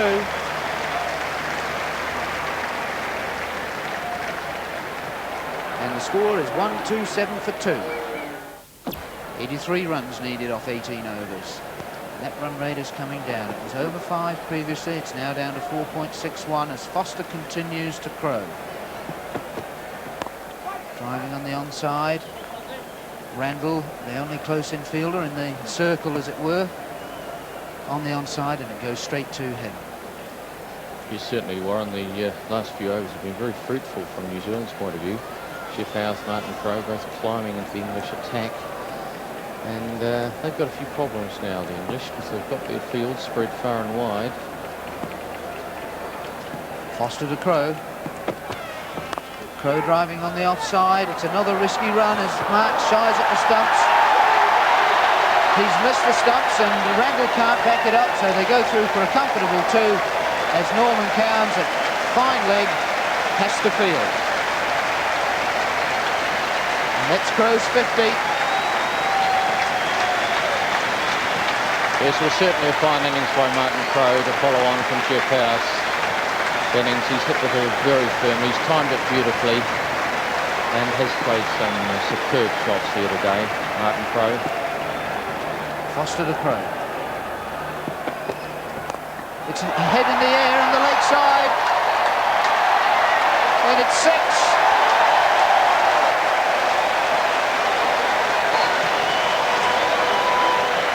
There's some discussion as to whether that in fact was 6, but umpire Kinsella has changed that to 4 as we see Martin Crowe hitting high over the mid-wicket area. Just watch the ball, see where it lands. Just inside the boundary. So umpire Kinsella had to reduce that to 4. So it's Foster again to Crowe. It's a comfortable single, hit down to long on. And they look for 2. No, getting through quickly. Yes, that really was a fine shot, that one by Martin Crowe. When he whipped over mid-wicket, just seemed to hit it from nowhere. And just landed a matter of an inch or so inside the boundary. So New Zealand continuing to dominate. John Morrison, that's the 3rd wicket, the 100-run partnership in 77 minutes. Howarth just defending that, probably quite content with the number of runs scored off this over. Not prepared to take too many risks when it's running along like this. Yes, well, he's in bonus territory as far as this over is concerned. Any more would be nice, of course, but if Foster bowls a good ball, he's not under pressure. So cashed in to date with the previous balls. And now the run rate you see has dropped from 4.6 down to just over the 4 mark. Howarth working it onto the onside, just wide of Randall at mid-wicket. That's one more run at the end of the over, 135 for 2. 33 overs completed, and there you see the comparatives, and now New Zealand have stolen a march on England at the same stage of their innings. As Cowns continues to bowl to Jeff Howarth. Drivable length, driven into the offside. There'll be a comfortable 1 down to Foster at mid-off. Yes, I think those statistics showed just how well New Zealand are placed at this point in comparison to the English innings. They didn't really set the world on fire from there on in, the English, apart from maybe the last over where Alan Lamb picked up, I think it was around about, and Bob Willis, I should say, about 16 off the last over from Richard Hadley. But apart from that, there wasn't too much to get excited about, so New Zealand well placed. Cowns to Crowe. Crowe driving down the ground. This time Foster can get across from mid-off. Can't prevent the single though. Moves the score to 137, Crowe to 56. And both Foster and Cowns, who are operating at the moment, have proved reasonably expensive. Yes, they have. They're taking a bit of stick here. Just the line and length wavering a bit. And with 2 batsmen, well set, playing well. It must be difficult. It's Cowns bowls to Howarth. Outside the off stump, and square cuts this to cover. They're looking for 2, but both of them tempting them to go for the second run. They prefer not to take that risk and settle for the single.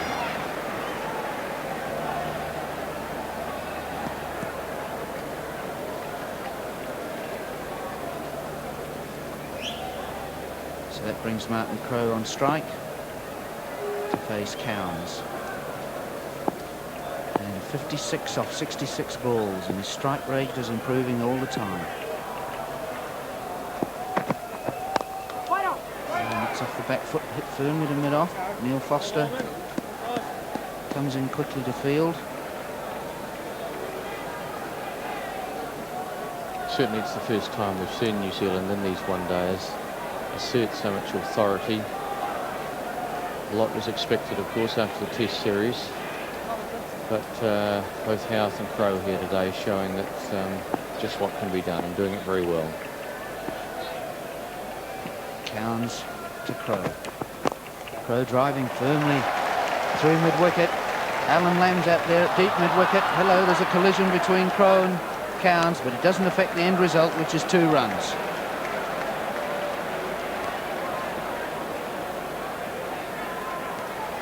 Well, there was a bit of a debacle there, which you may not have seen, because Martin Crowe collided with Norman Cowns. Yes, there we are. But fortunately, Alan Lamb threw to the bowler's end, and Martin Crowe got through safely to the other end. So Crowe retains the strike, facing Cowns. And clipping that into the onside. Pascoe, he can't get to it. Chris Smith comes in from long on. They'll stay with the 1. That's the end of the over. 141 for 2. Over. And with 69 runs required, 16 overs remaining, we hand over to Peter Williams and Billy Abdullah. Thank you, Warren. Well, some high-class stroke play being exhibited by Martin Crowe and Geoffrey Houth. Look at the run rate for the last 5 overs. They're averaging 7.6 runs an over for the last 5 overs. But now a change in the bowling, and this might bring about a different complexion on this partnership, with Bob Willis replacing Neil Foster down at the Dominion Road end. Neil Foster's 6 overs have cost 37 runs. Bob Willis's 6 overs to date have cost him 12, and Peter Webb's wicket he has secured. Willis to Crowe. Past Randall. Gatting coming in from deep mid-on. They're going to come back for 2 and make it comfortably. 2 runs to Martin Crowe. He goes to 61. New Zealand to 143 for 2. And that's the sort of stroke play which has given the New Zealand the initiative at this stage. Marvellous piece of batting both by Crowe and Houth. That's Gatting. Has not been used yet as a bowler.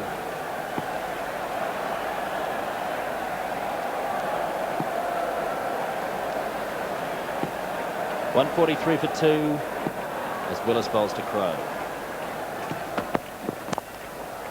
Digging it out, turning it behind square, both of them coming around the field. Misfields, and they're going to come back for 2 comfortably.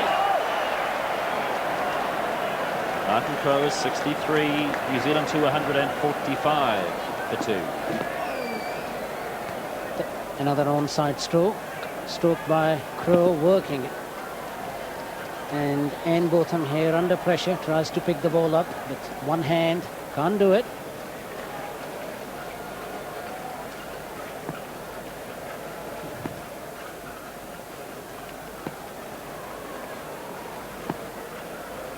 Martin Crowe 63, facing Bob Willis.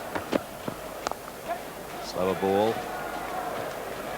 Crowe under the front foot, waited for the ball to come, was able to push it out to cover and run the single comfortably. He's 64, New Zealand to 146. Their target is 210, remember, 210 to win the game. England 209 for 9 at the end of their 50 overs.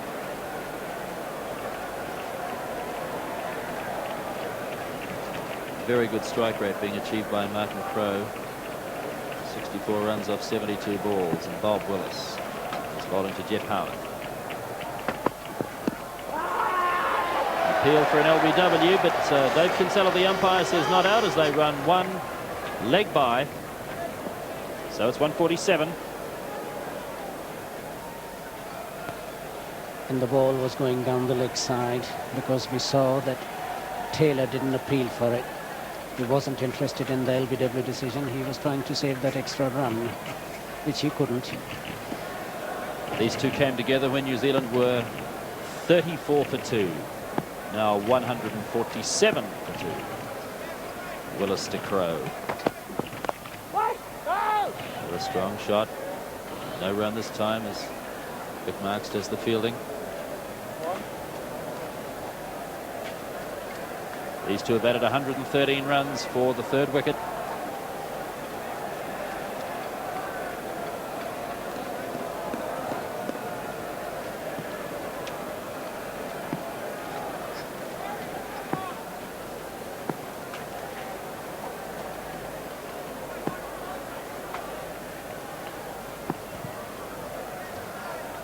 Willis to Crow. That's the end of the over. It's 147 for 2. So there's the New Zealand task.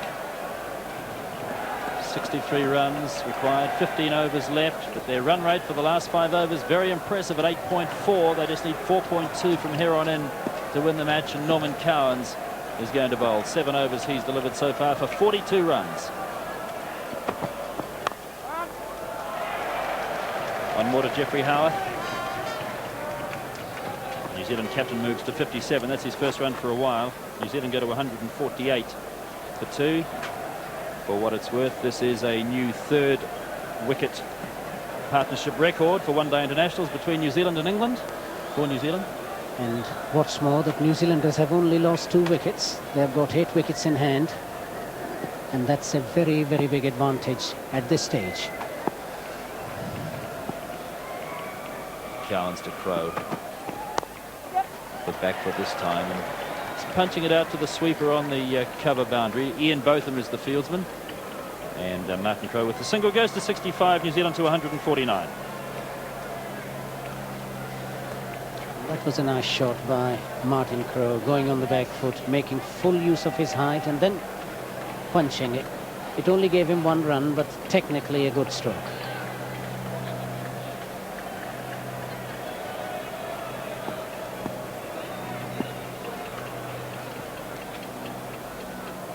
Cowans to Howarth.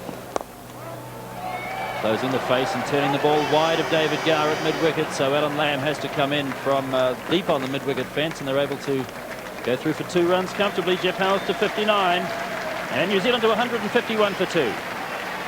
And Jeffrey Howarth last time really playing the ball from somewhere round about off and middle and working it on the onside. Have a look at the face of the bat, how he closes it to find the gap and finds it.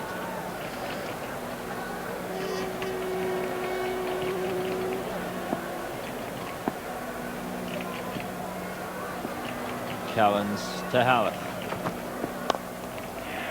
Again closing the face. And Alan Lamb in work again, coming in from mid-wicket. 1 more to Howarth. He's 60, and New Zealand to 152.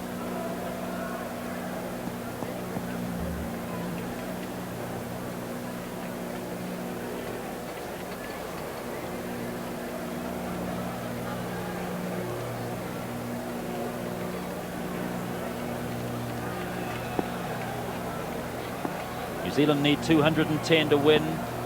Currently they're 152.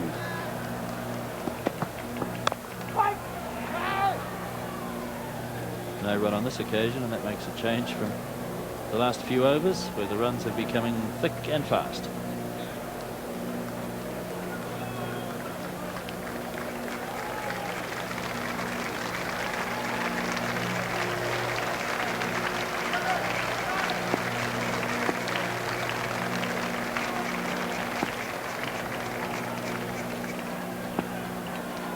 Martin Crow on 65, facing Cowans. Running with the shot and making it. Foster shies, but Crow well home. Martin Crow 66, New Zealand to 153 for 2 wickets. Smith and Smith. So New Zealand much better placed after 36 overs than England were. The job is still to be done by New Zealand. Still plenty of batting left. Jeff Crow, Jeremy Coney, Richard Hadley, Ian Smith, Lance Cairns. For the moment, it's Bob Wicks. Ball into Crow. The single. It's David Garfield covered. Crow 67, it's 154.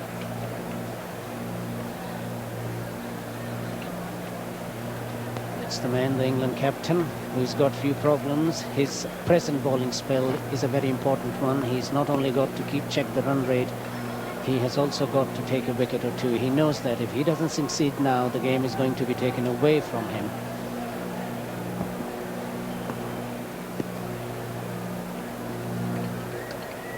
It's captain to captain, Willis to Howarth.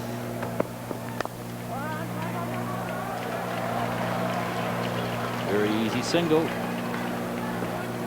Howarth goes to 61. It's 155 for 2. But it really has been a marvellous batting display by Martin Crowe and the New Zealand captain. That's the batsman there, Martin Crowe. Marvellous innings, 67 runs in only 78 balls. His timing, his footwork, his technique has been absolutely perfect for the occasion. Willis to Crowe. In the air, and it's going to fall just on the first bounce to Ian Botham out at deep mid-wicket, but they're going to have time for 2 runs. No, there's going to be an overthrow. That's a real wild throw from Ian Botham. And New Zealand get a bonus run. 3 runs to Martin Crowe. He goes to 70, and the total's 158 for 2. That's the man who was guilty for that extra run, Ian Botham. And that's the stroke, deliberately chipped in the air to fall short of Ian Botham, who is on the line. Wild throw from him.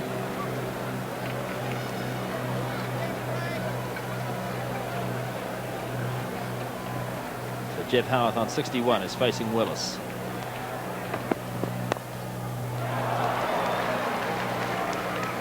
It's 1 for the New Zealand captain as Norman Cowans does the fielding. Howarth goes to 62. That's 159. 159 for 2.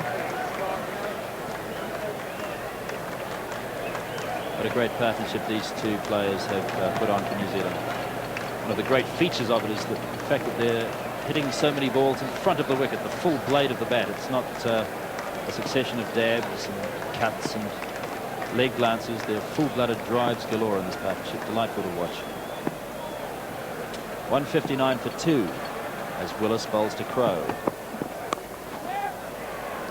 He's got himself another single. Foster, the fieldsman, at short third man. So Crowe is 71 and New Zealand 160. And Martin Crowe very much in command. That's Jeffrey Hart on your screen at the moment. But Martin Crowe, let's have a look how easily he plays the ball on the offside. Runs it down deliberately to take just 1 more run. Super batting by this young rising star of New Zealand, Martin Crowe. So it's Willis to Howard.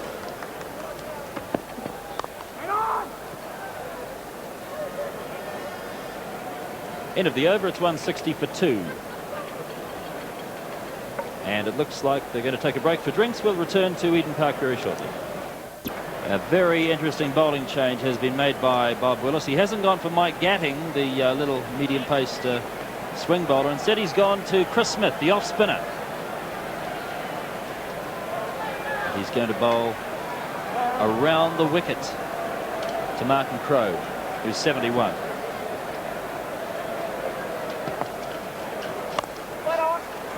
Not a great delivery to start with, and the bounce has done both fieldsmen. It's certainly done Randall. Now Foster's got a big chase to the boundary. Foster does stop it in the end, but they come back for 3 runs. So Martin Crowe getting a lot of time to hit the ball off the back foot. Hits it. Randall the man misfields. Foster can't stop it. 3 runs for that stroke. Crowe 74, the total's 163 for 2. Now Howarth will face Smith for the first time in this match.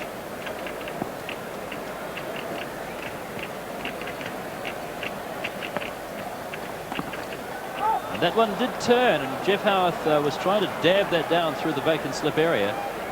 And bowling around the wicket, Smith did get that ball to straighten up quite appreciably.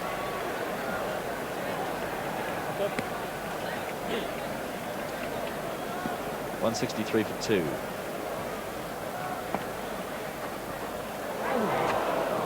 And with Smith bowling around the wicket, this might be his intention. Howard has favoured that sweep shot today, and perhaps he's trying to get the ball to straighten up and either get an LBW decision or get Howard to miss time and get a catch into the leg side.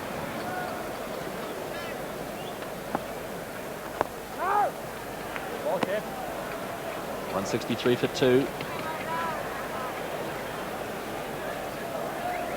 Smith bowling with a 6-3 leg side field. 6 on the leg, 3 on the off, coming around the wicket to Howard. When given plenty of air, it's hit in the air, but it's going to fall short of Gatting. 1 run to Howard. Howard is 63, New Zealand 164 for 2.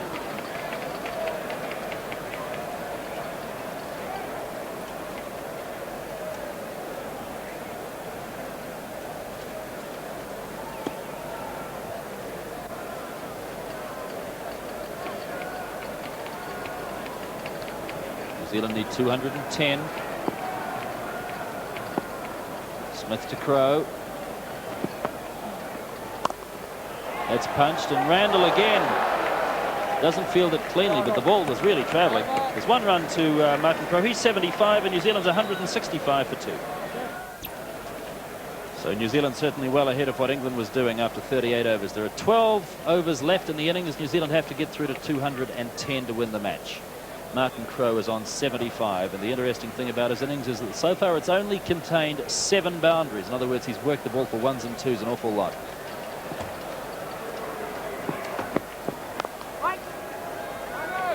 Smith is rather gar as the field's going to cover.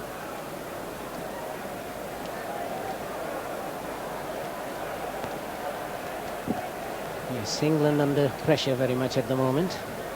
And that's where things have gone wrong. In the bowling of Cowens, 8 overs for 48 runs. Foster, 6 overs for 37. Altogether, these two bowlers in 14 overs have conceded 85 runs. And that's what that's the problem that Bob Willis has to face.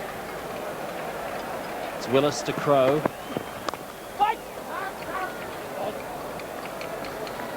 Well, of course, there was a prize of $100 for the best banner here at Eden Park today, and the judges have made their decision. Here is the winning banner. It's the one in the middle of your picture. Lance loves to swing and dance, take a prance, catch a ball, and bowl them all. Well, the judges from the Auckland Savings Bank decided that was the best banner here today, and Anthony Purchase and Cameron Purchase of 8 Evelyn Road in Howick have won $100 for their artwork and poetry. Well done, boys, Anthony and Cameron Purchase. 165 for 2. It's Willis to Crowe. Single to Martin Crowe. He goes to 76. And it's 166 for 2.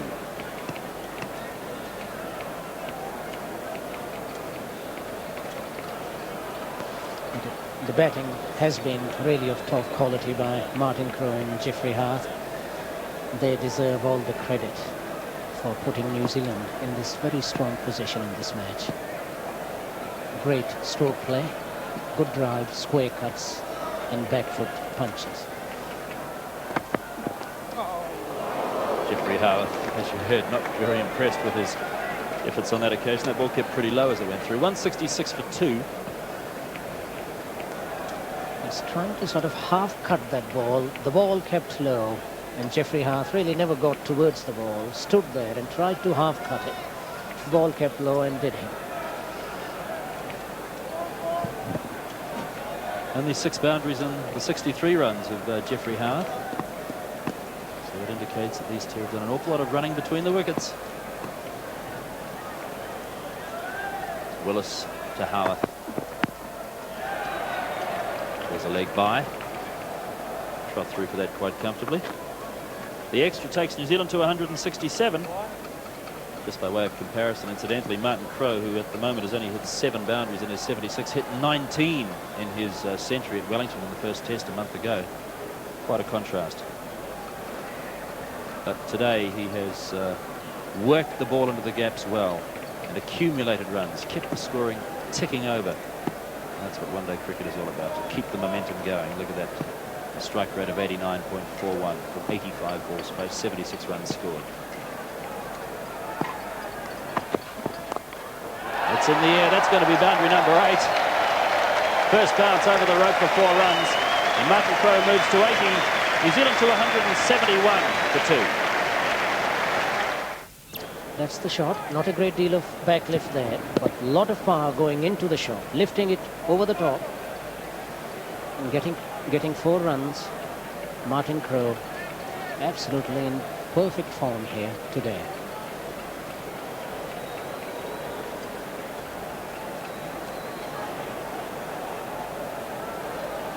That's the New Zealand captain, Jeffrey Hart, who has found his touch and at the right moment for his team and for himself. First ball of the new over from Chris Smith is swept, but Norman Cowans on the boundary at mid-wicket prevents any more than 1 run being scored. Jeff Howard goes to 64. It's 172. New Zealand team looking likely winners here. Job not done yet. Further 38 runs required for victory.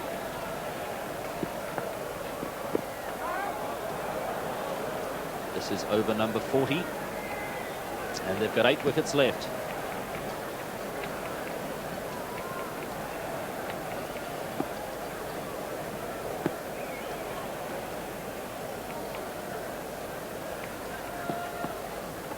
Oh, that's a terrible delivery from Chris Smith. And Martin Crowe's hit it for 6. It was what you call a nice, juicy full toss coming down on middle stump, and Martin Crowe just swung it and hit it high over the fence for 6. Have a look at the footwork, coming down, getting the ball absolutely right on the bat, hitting it and hitting it for a 6, and cleared the field. So Martin Crowe goes to 86. Again, he's down the wicket. He drives with tremendous force, but Derek Randall stops it, although not cleanly. There's 1 run to Martin Crowe. He's 87, and it's 179 for 2.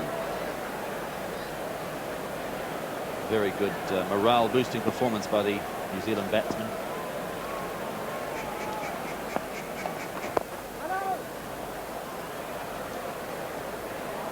The New Zealand team heading off to Sri Lanka next week. This would be a good performance under their belts to take off up to the east. 179 for 2. Derek Randall can't get down to it, and Foster misfields as well. They've taken 1, and that's all they'll settle for. That's the end of the over. The score is 181. In fact, they did take 2 runs. Martin Crowe goes to 89. As you were. Howarth goes to 65. Crowe is 87, and it's 180. There was only 1 run taken. And certainly Bob Willis and his team under pressure here. As I was saying earlier, he has been let down by 2 of his seam bowlers. Foster, who has bowled 6 overs for 37 runs, and Norman Cowans, who has bowled 8 for 48. Normally you can allow for 1 bowler to bowl badly, but of course Bob Willis has had 2 bowlers who haven't really done the job for him. It's Willis to Howarth.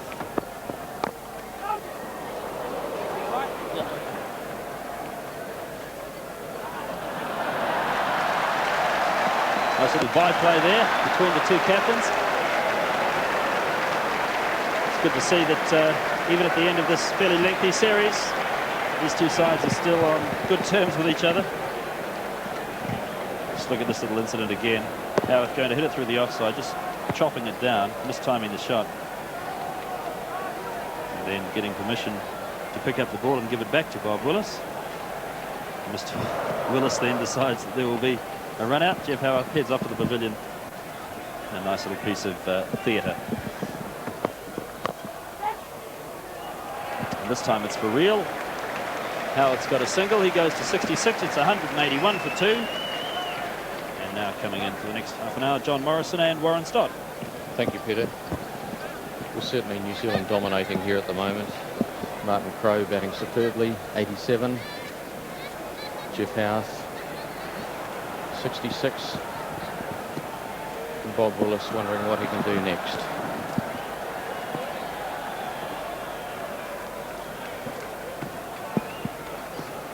It's Willis to Crow. And hit through point, a beautiful shot, 4 runs. There you see the Cricket Society, the backward point position where Martin Crowe hit the beautiful shot. Yes, it was a great shot. Shortish, wide, Martin Crowe, just the back coming down, timing it beautifully, and it raced away, beat the infield, and never looked like anything but 4.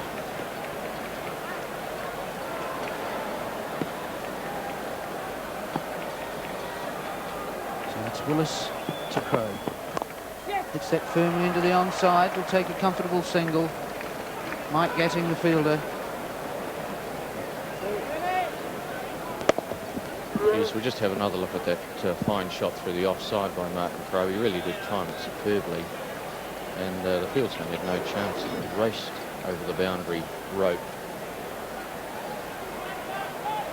So Bob Willis trudges back to the top of his mark. Not a lot he can do now. Only 24 runs needed. Bob Willis moving in to Martin Crowe.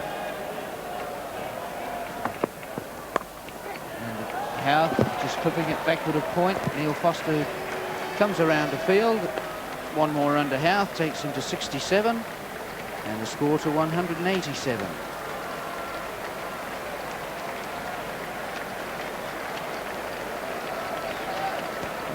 Crows now, his runs 92 are ahead of the ball space, 91, which means he has a strike rate in excess of 100%. What a magnificent innings from this young man. And he's facing Bob Willis. Driving in the offside, awaits as Alan Lamb quickly from cover point field. That's the end of the over, 187 for 2. Kiwis won the vital test, we'll let the Pongs win the rest. Fortunately, we can't see the bottom 2 lines. Might be just as well.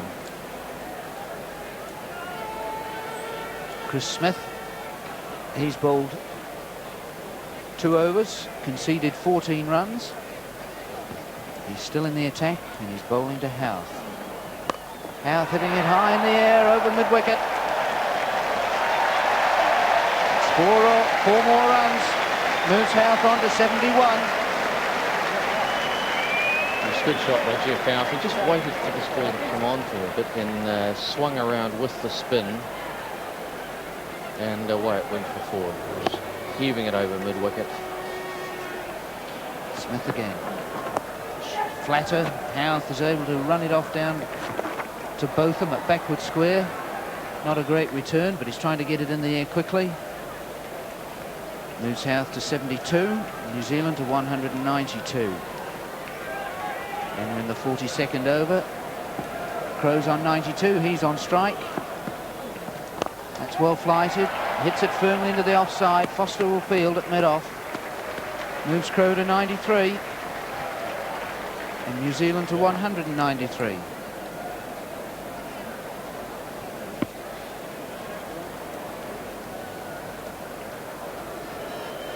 So his strike rate's exactly 100%. In other words, for 93 balls, he scored 93 runs. Smith to Houth. And that's Flatter in towards the leg stump. Away to Vic Marks, mid-wicket fields.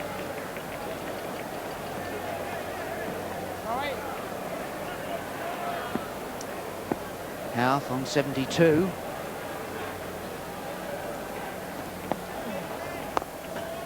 Defends. Smith around the wicket, trying to extract turn, and a breakthrough for Bob Willis. So after 41.5 overs, 1 ball left in this over of Smith's, a run rate 4.61. Houth using his feet, awaits, marks at mid-wicket fields, end of the over, 193 for 2. 17 runs in 8 overs. It's just over 2 and over.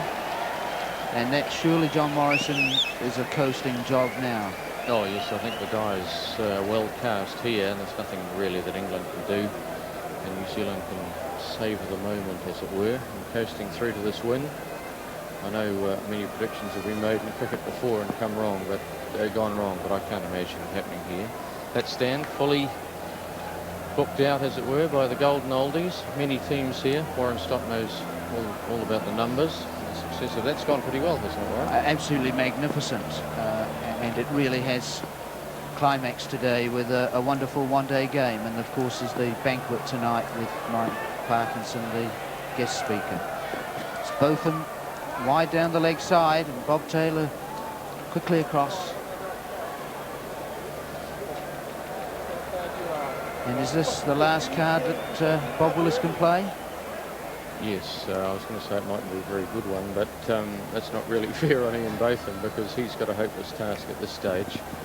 But he hasn't bowled too many overs. He's only bowled his 5 for 19, which is not a bad performance. Crow facing Botham. Driving straight back to Botham, and Botham puts his foot out and stops it, showing good experience from his Scunthorpe. Or his season with Scunthorpe United. Yes, undoubtedly Ian Botham of a mind that the game is lost, I think.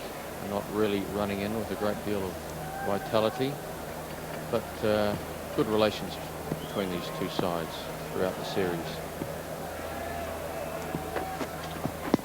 And that's angling down the leg side. Will go through for a leg by.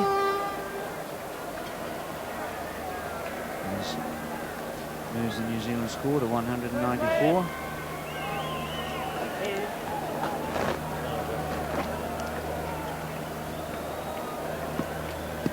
So that brings Houth on strike. Houth's on 72, Crow 93, 194 for 2, and there's 2.3 overs being completed.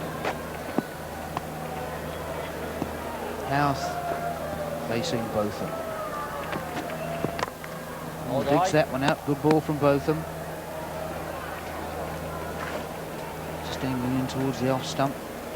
Yes, the wicket doesn't seem to have bounced a great deal, but the English 210 hasn't been enough. We've been trying to assess the number of runs throughout this series and haven't been too right too often. On this occasion, New Zealand making it look easy.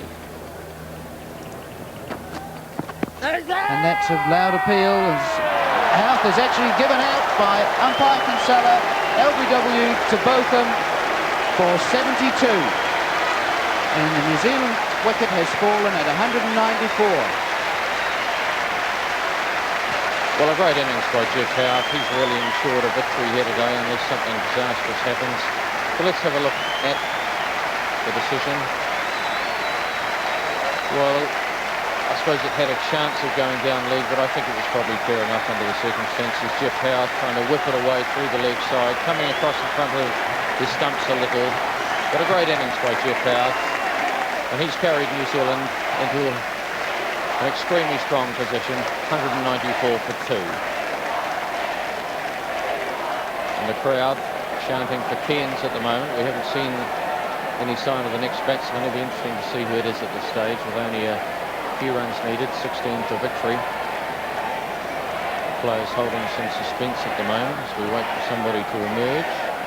The crowd, as I say, letting us know exactly who they would like. A standing ovation for Jeff Houth. And we have Jeremy Coney.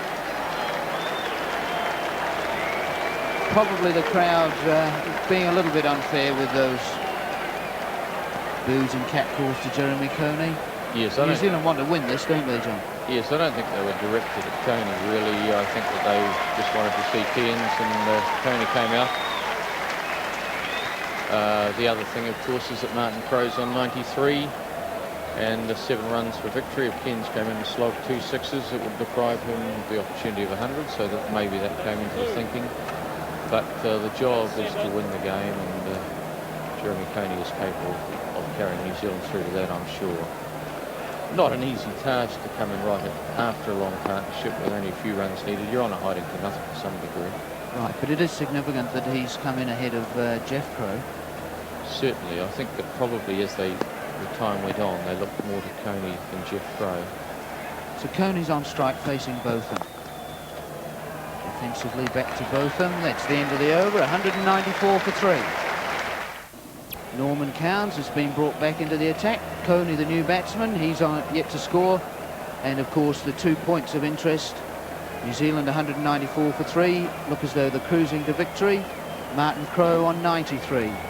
And he possibly will attain that century. So Chris Smith has been taken off. Norman Cowns is back into the attack. Yes, well, Smith didn't set the world on fire with 3 overs for 20. Mind you, Norman Cowns, he's at 8 for 48, which is only marginally better. So Crowe on strike. Pushes it firm into the offside. Well fielded. Derek Randall coming in from cover to cut the one off. But it is very dark here, Warren Stott, isn't it? It's very gloomy at this stage. Yes, a few black clouds come over. I doubt very much whether we'll get any rain, but it certainly is far gloomier than what the viewers can see on their screen.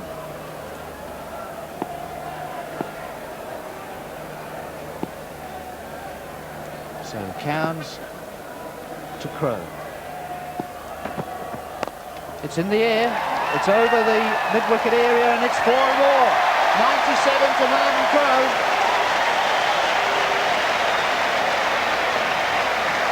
Well, that was a good shot. Bullish on about middle and leg, and Martin Crowe full face to the bat, just hit it high over wideish mid-on. Chris Smith had a straight long on, had no chance. 4 more, 97 Martin Crowe.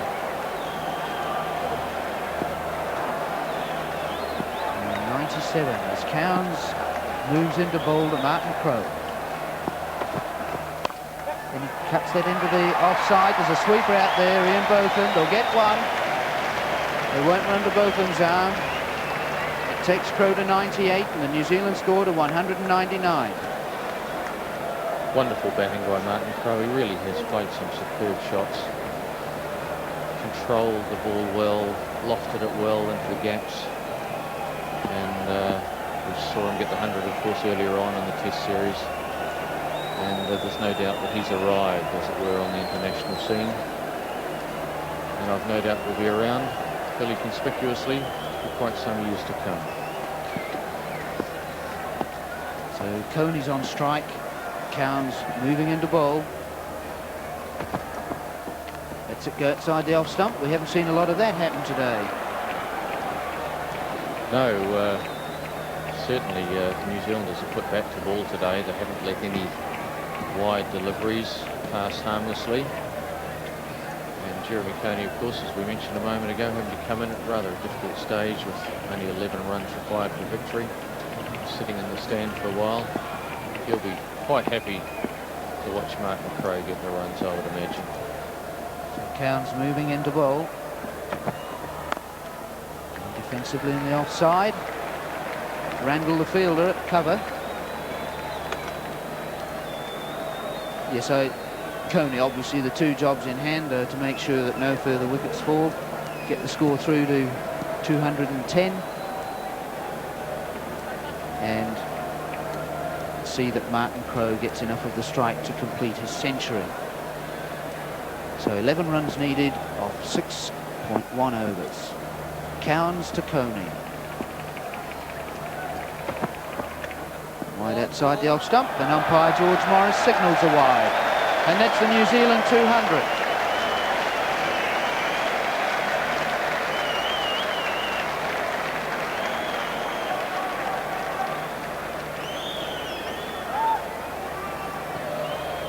So a wideish delivery from Norman Cowns. New Zealand 200 for 3 off 43.5 overs in 172 minutes.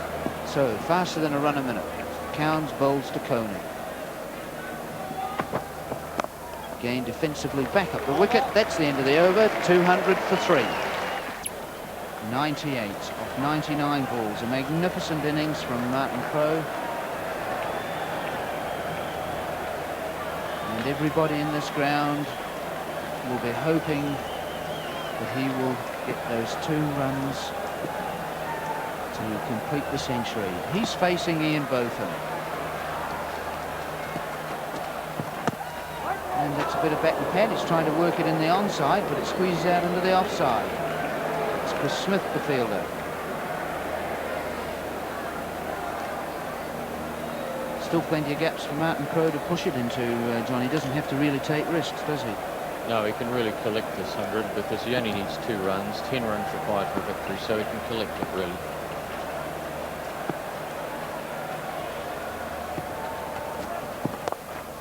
Crowe waits. Scow comes through the field.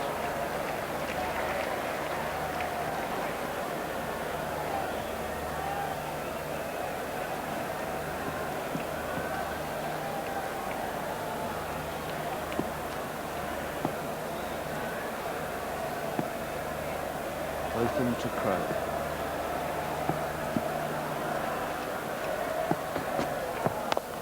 Off the back foot. That'll be 1. It takes him to 99. It marks the fielder at deep mid-off.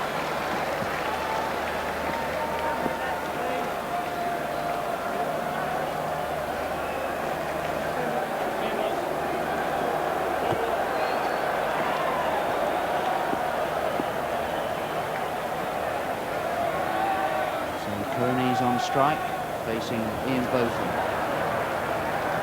Just a momentary hold-up while somebody's escorted from the ground, distracting the players.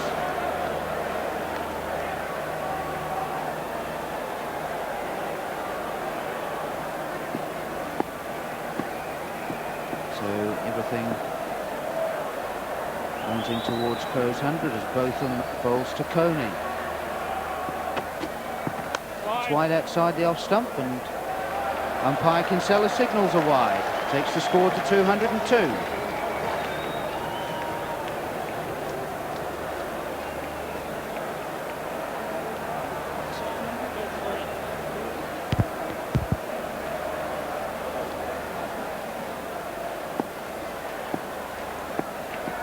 Botham to Coney.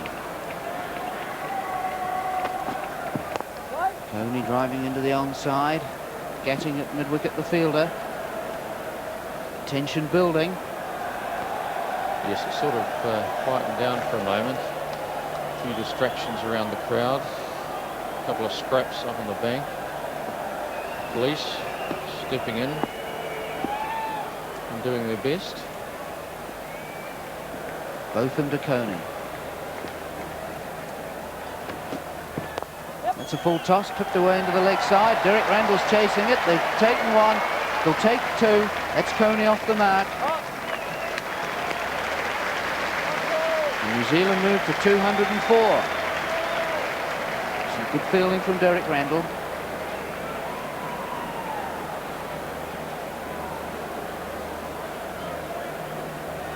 So with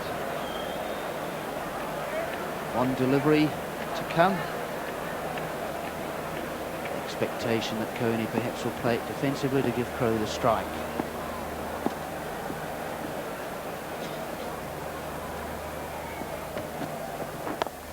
It's 204 for 3. Martin Crowe, 99. Norman Cowans will be the bowler. The fields come in. Very tight, all to stop the singles. Cowans to Crowe. He hits it in the... It's 4. It's his 100. Well, very fitting. A glorious shot by Martin Crowe. Shortish, a little wide. Martin Crowe stood up, corrected away through the covers, and no one moved because it beat the fieldsman. Raced through 4 runs. What a great innings by Martin Crowe, being besieged by spectators. But certainly he deserves all the credit he will no doubt get for this innings, because he has batted superbly, and that shot was great. The field came in to stop him getting the single, and he answered by just crashing it away through the offside. So Martin Crowe, 103, New Zealand 2 runs away from victory.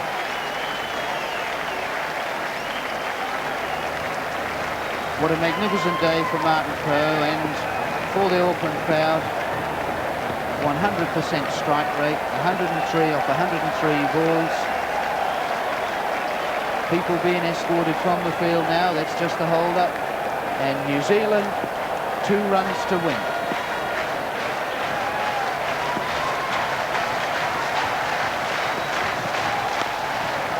Defensively back to Cowns. Let's have a look at that shot that he got his 100 with. Norman Cowns dropping it a little short and wide, crashed it away, 4 runs.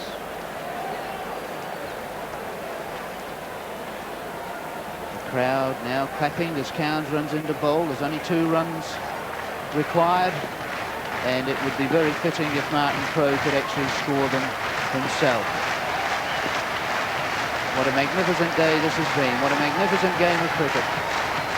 Cowns to Crowe. It's through the offside, and that's it. The game to New Zealand. They take the 210 for 3. New Zealand are the victors in the 3rd one-day international. Well, very fitting that Martin Crowe should finish the innings off and win the game for New Zealand. Another shortest, widest delivery, flipped away. Again, both of them couldn't quite stop it, and it rolled away, and they got the 2 runs. So a good victory for New Zealand. They've won very comprehensively here. England's 210 not really proving to be enough. And New Zealand coming out, looking a different side, really stamping some authority on the game with their batting.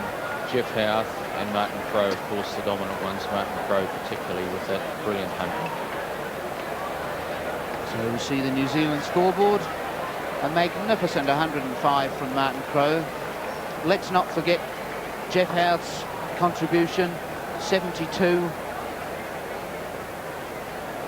And 210 for the loss of 3 in only 45.3 overs. A well-deserved victory. Yes, in the final analysis, New Zealand cruised really to that figure. But I think it was the way they did it that was impressive. And as far as cricket shots, etc. was concerned, we enjoyed a feast of it. And there's the England bowling. And we'll be back in a moment for the presentations. And now, ladies and gentlemen, it's time to make the presentations on the occasion of the conclusion of this 3rd Rothmans Cup One-Day International. And I'm sure that all of you are very happy that at last New Zealand can redress the balance somewhat with their great win today. And certainly congratulations to the New Zealand team. I would like now to introduce the official party in the dais. On my immediate left, Mr. Bob Vance, the chairman of the New Zealand Cricket Council Board of Control. Next to him, Mr. Bruce Hosking, who's the president of the New Zealand Cricket Council. Representing the major sponsors of this tour, Rothmans, Mr. Peter Wills, who's the national promotions manager for Rothmans. And down the end we have another Mr. Wills. He's no relation, I believe, but his name is Jack Wills, and he's representing Toyota New Zealand, who have of course very kindly supplied those 2 magnificent Toyota Corolla 1.6 liftbacks as prizes, both for the man of the series and also for the catch of the match competition. I believe that the public address system has just been turned on. Well, you people here at the ground have just missed out on what I was telling the rest of the nation on television. Never mind. I would now like to say a few words to you, Mr. Bruce Hosking, the president of the New Zealand Cricket Council. Mr. Hosking.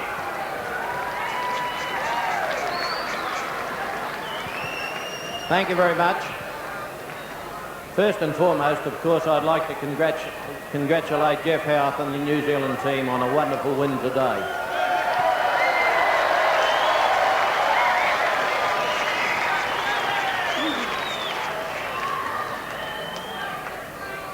Next, I'd like to say, before I present the prizes for the winning and losing teams and the man of the match, I'd just like to say to Alan Smith, Norm Gifford, Bob Willis and his English team, how much we've appreciated your visit here this year and the games you played.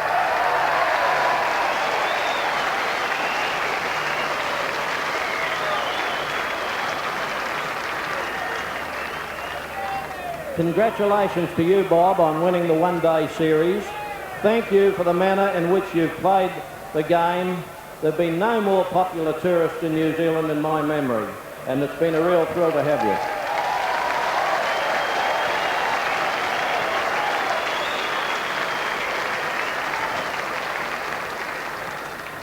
It's now my pleasure to present the prize to the captain of the winning team, Jeff Howarth, for winning the Rothmans one-day series. Heartiest congratulations, Jeff. Very much. Thank you.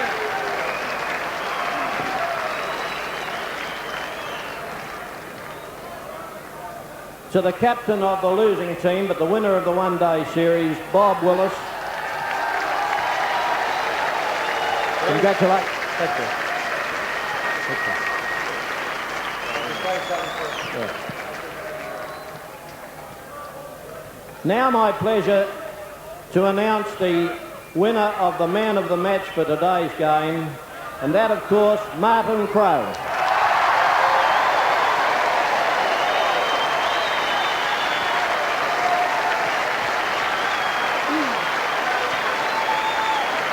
Heartiest congratulations. Thank you.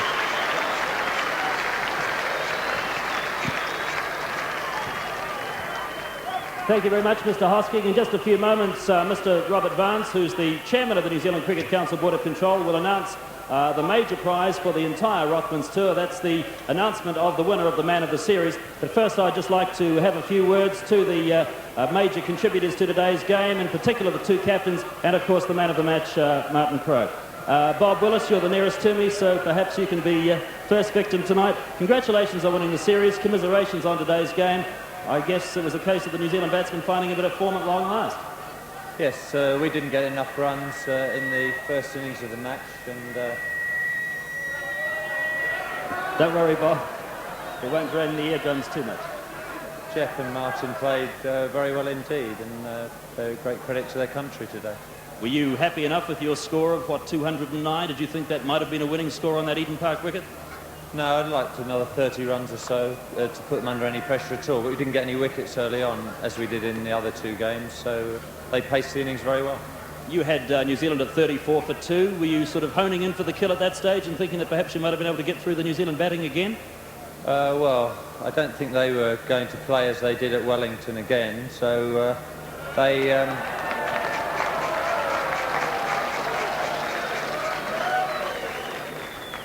played very well indeed. Bob Willis, it's been delightful having you in New Zealand. Congratulations once again for winning the Rothmans Cup, and you'll be presented with that shortly. Just your final thoughts on the tour as you think about leaving New Zealand and head off towards Pakistan. Well, we've had a very enjoyable time here in New Zealand, and it's great to play in front of such huge crowds in the one-day games. I just hope we can educate some of them into test match cricket. Thanks very much. Bob Willis.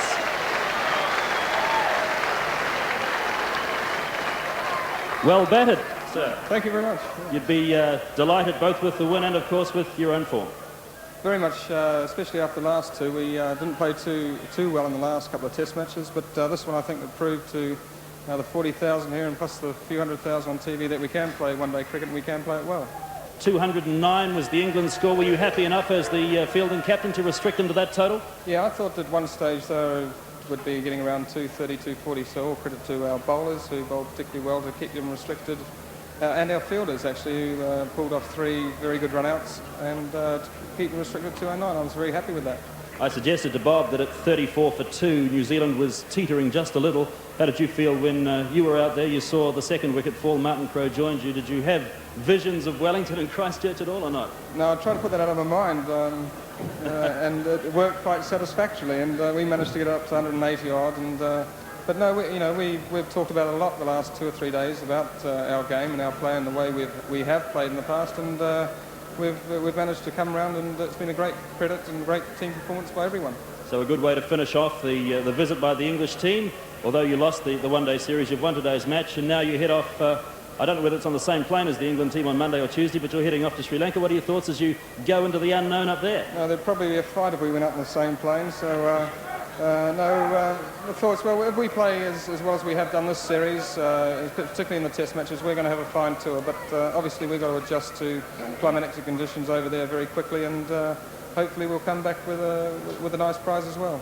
Jeff Howarth, you've been complimented on your captaincy a lot over recent years. I think everybody out here and everybody watching on television would have been delighted to see you regain a nice touch with the bat today. Well batted and well led, well won. Thank you very much. Jeffrey Howarth. And of course the man you all want to hear from now, a hometown lad, Martin Crowe.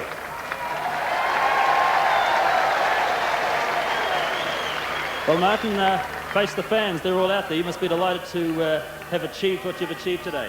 Yeah, well, I'm a noisy lot, though. But I just like to say I've never run between the wickets so badly in all my life.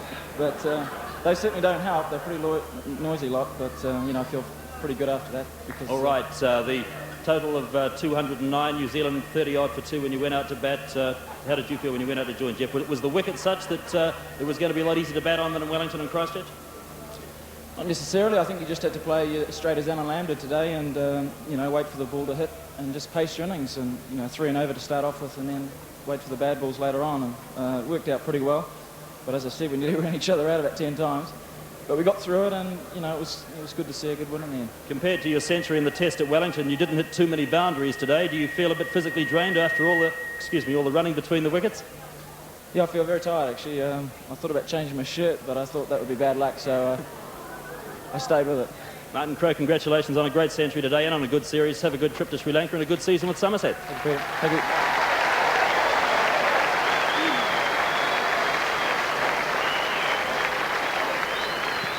Very shortly, we'll be announcing the Man of the Series award. The Man of the Series has been judged by Dave Elder, who's the manager of the New Zealand team, Mr. A.C. Smith, who's the manager of the England team, and some media experts, namely Don Cameron from the New Zealand Herald, Alan Richards from Radio New Zealand, Peter Smith from the Daily Mail in London, and Ian Walter, the Television New Zealand producer. So we'll be announcing that Man of the Series award in just a moment. The prize, of course, the Toyota 1.6 liftback. But right now, I'd like to once again pass back to Mr. Bruce Hosking. Thank you very much. Just before I introduce to you Mr. Vance, our chairman, I would like to say that the board and all of us are delighted at the support all the cricket people of New Zealand have given to this series and to the New Zealand team in particular. It's very heartening to the team and we're very pleased to see you all here. And now it's my great pleasure to hand over to the chairman of the New Zealand Cricket Council, Mr. Vance, to announce the Man of the Series. Before I do, could I thank Rothmans for the sponsorship and announce that we've just concluded negotiations for another 3-year sponsorship with the Rothmans Company.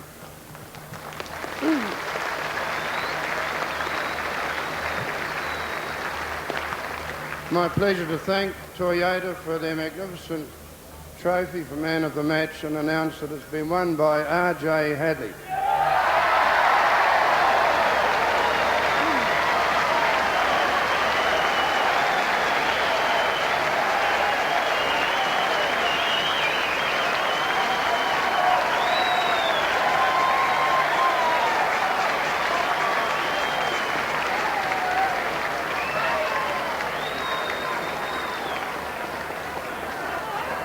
Richard Hadley, this is becoming a bit of a habit. It was 1982 against Australia, 1983 in England, and now 1984 against England. You must be getting quite a garage full. Well, I know that the lads are very happy because I'll only end up getting a tyre of the car and the other lads will share the rest of it, no doubt. But obviously I'm very pleased to have won the award and, you know, it's a tremendous thrill for me. Just looking back on the series as a whole, you said at Christchurch that you weren't particularly pleased with your form in the first test at Wellington. Then you had that great game in Christchurch. How do you think your own form has been since then? Well, I was a little bit worried about my form and as to whether I'd actually get through the series, funnily enough. There was some doubt with all sorts of problems that I've had. However, it was a slow start in the first test, a good performance in the second test. Not a lot of luck here at Eden Park in the first. A couple of consistent performances in the first 2 one-days and a bit of a slog today. But however, I got through it and I'm very happy. All right, Richard, and do you feel physically well as you head off to Sri Lanka as well? Because there was some doubt about your availability for that tour, wasn't there? There was some doubt. I'm looking forward to it like the rest of us. It'll be a new experience. I'm sure there'll be plenty of wickets and runs and some wins for us. All right, Richard, well, you didn't have to do too much work with the bat today because your great teammates did it for you. Well bowled, well played. Congratulations on winning the great award again. Thank you. Thank you.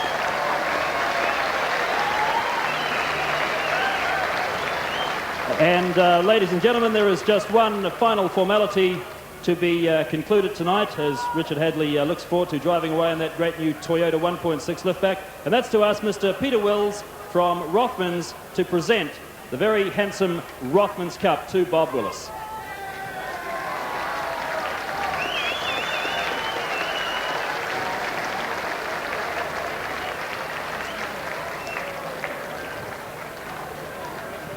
You want to do an FA Cup hold for them, Bob? Ladies and gentlemen, that concludes the formalities. Thank you for your attendance here at Eden Park today, and indeed, if any of you have been elsewhere around the country during the last few weeks, I know that you have enjoyed the Rothman series. We look forward to Pakistan here in 1985, and as far as the New Zealand team is concerned, it's Sri Lanka. As from next weekend, we hope to hear plenty of their progress from up there and hope they do well. The England team's in Pakistan, good luck to them. And as far as Television New Zealand viewers are concerned, we'll be back in just a moment with the draw in the incredible Catch of the Match competition. Thank you. Now it's time to make the draw in the incredible Toyota Catch of the Match competition, and the first thing I should do is give you the order that the judges decided was to be the correct answer, and here it is. Catch E, Lance Cairns. That was at Silly Madoff. Catch A, Martin Crowe. Catch C, Ian Smith. The wicketkeeper's catch was third. Catch D, Lance Cairns at third slip was judged to be the fourth best catch. And then catch B, Jeff Crowe down at third man was number 5. There might be a few eyebrows raised now because they'll be asking the question, why was catch E adjudged to be the best catch? Glenn Turner was one of the judges. Why?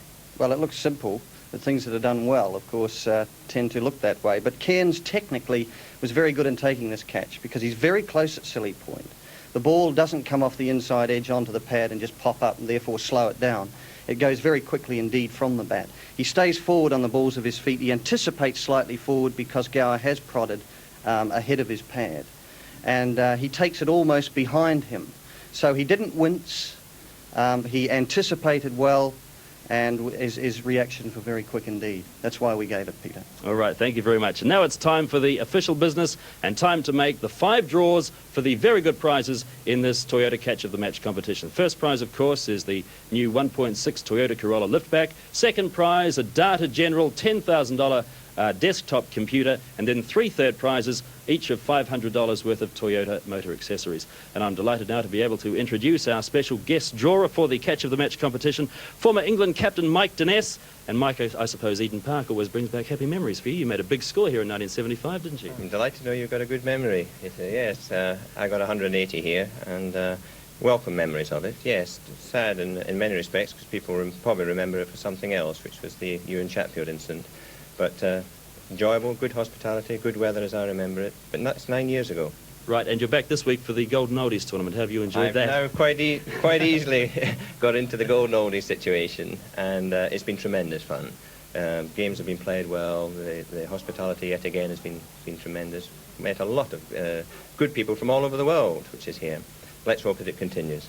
All right, Mike, and now let's get down to business. There is one more correct entry to go into the barrel. In actual fact, we had about 30,000 entries this year, but only just over 90 had the correct combination. So, Mike, I will give it a bit of a shuffle down inside there. I would now like you to put your hand into the barrel and draw out the winning entry. This is the person who will win the new car from Toyota. And, Mike, your announcement, please. Yes, the Toyota has been won by Mrs. L. Lowe of 313 Sandspit Road, Waiuku. Waiuku. Sorry, Mrs. Lowe. Waiuku. Scotsman had to get a Maori name first up. Congratulations, Mrs. Lowe. You've won the Toyota 1.6 incredible new Corolla liftback. Right, there's the first prize. Now it comes for the Data General $10,000 desktop computer again, Mike Denness. Here we go again. That's J. Alcare, 46 Patterson Street, Mount... Now then. Mount Maunganui? Mount Maunganui. Thank you, Peter. All right, congratulations to J. Elker of Mount Maunganui. You've won second prize, the Data General desktop computer. And now the 3 third prizes, all $500 worth of Toyota motor accessories. Mike Denness will draw them out one by one. That's Mr. K. Westerby, 207 Otapua Road, Timaru. Not doing very well in the pronunciations, am I? That's 3 draws and 3 Maori names. And 2 more, Mike. 2 more. Right. One at a time. Let's go down. Let's see if we've got one nice. R.B. Bell, 35 Hipango Terrace. Here we go again. Here we go in. Hipango Terrace. In Wanganui. So that's R.B. Bell. And one more draw to make. Oh, we got it again. Mrs. Annette Tomlinson. Now that looks like 55 Udis Road. In Pakuranga in Auckland. Pakuranga in Auckland. I've done that one well, haven't I? Mike Dines, thank you very much for being our guest drawer in the Toyota Incredible Catch of the Match competition. Thank you for drawing out those prizes, and all the best for your stay in New Zealand. Thank you very much, Peter. And it's very nice to have Mike Dines in New Zealand, a former England captain. He, of course, was here in 1975 as the leader of the MCC team, which won the Test match quite convincingly over New Zealand on this ground. So today, though, it was a New Zealand victory in the third of the Rothmans Cup One-Day Internationals, a most convincing victory. New Zealand getting home by 7 wickets with a magnificent century to 21-year-old Martin Crowe. Well, that ends our cricket coverage.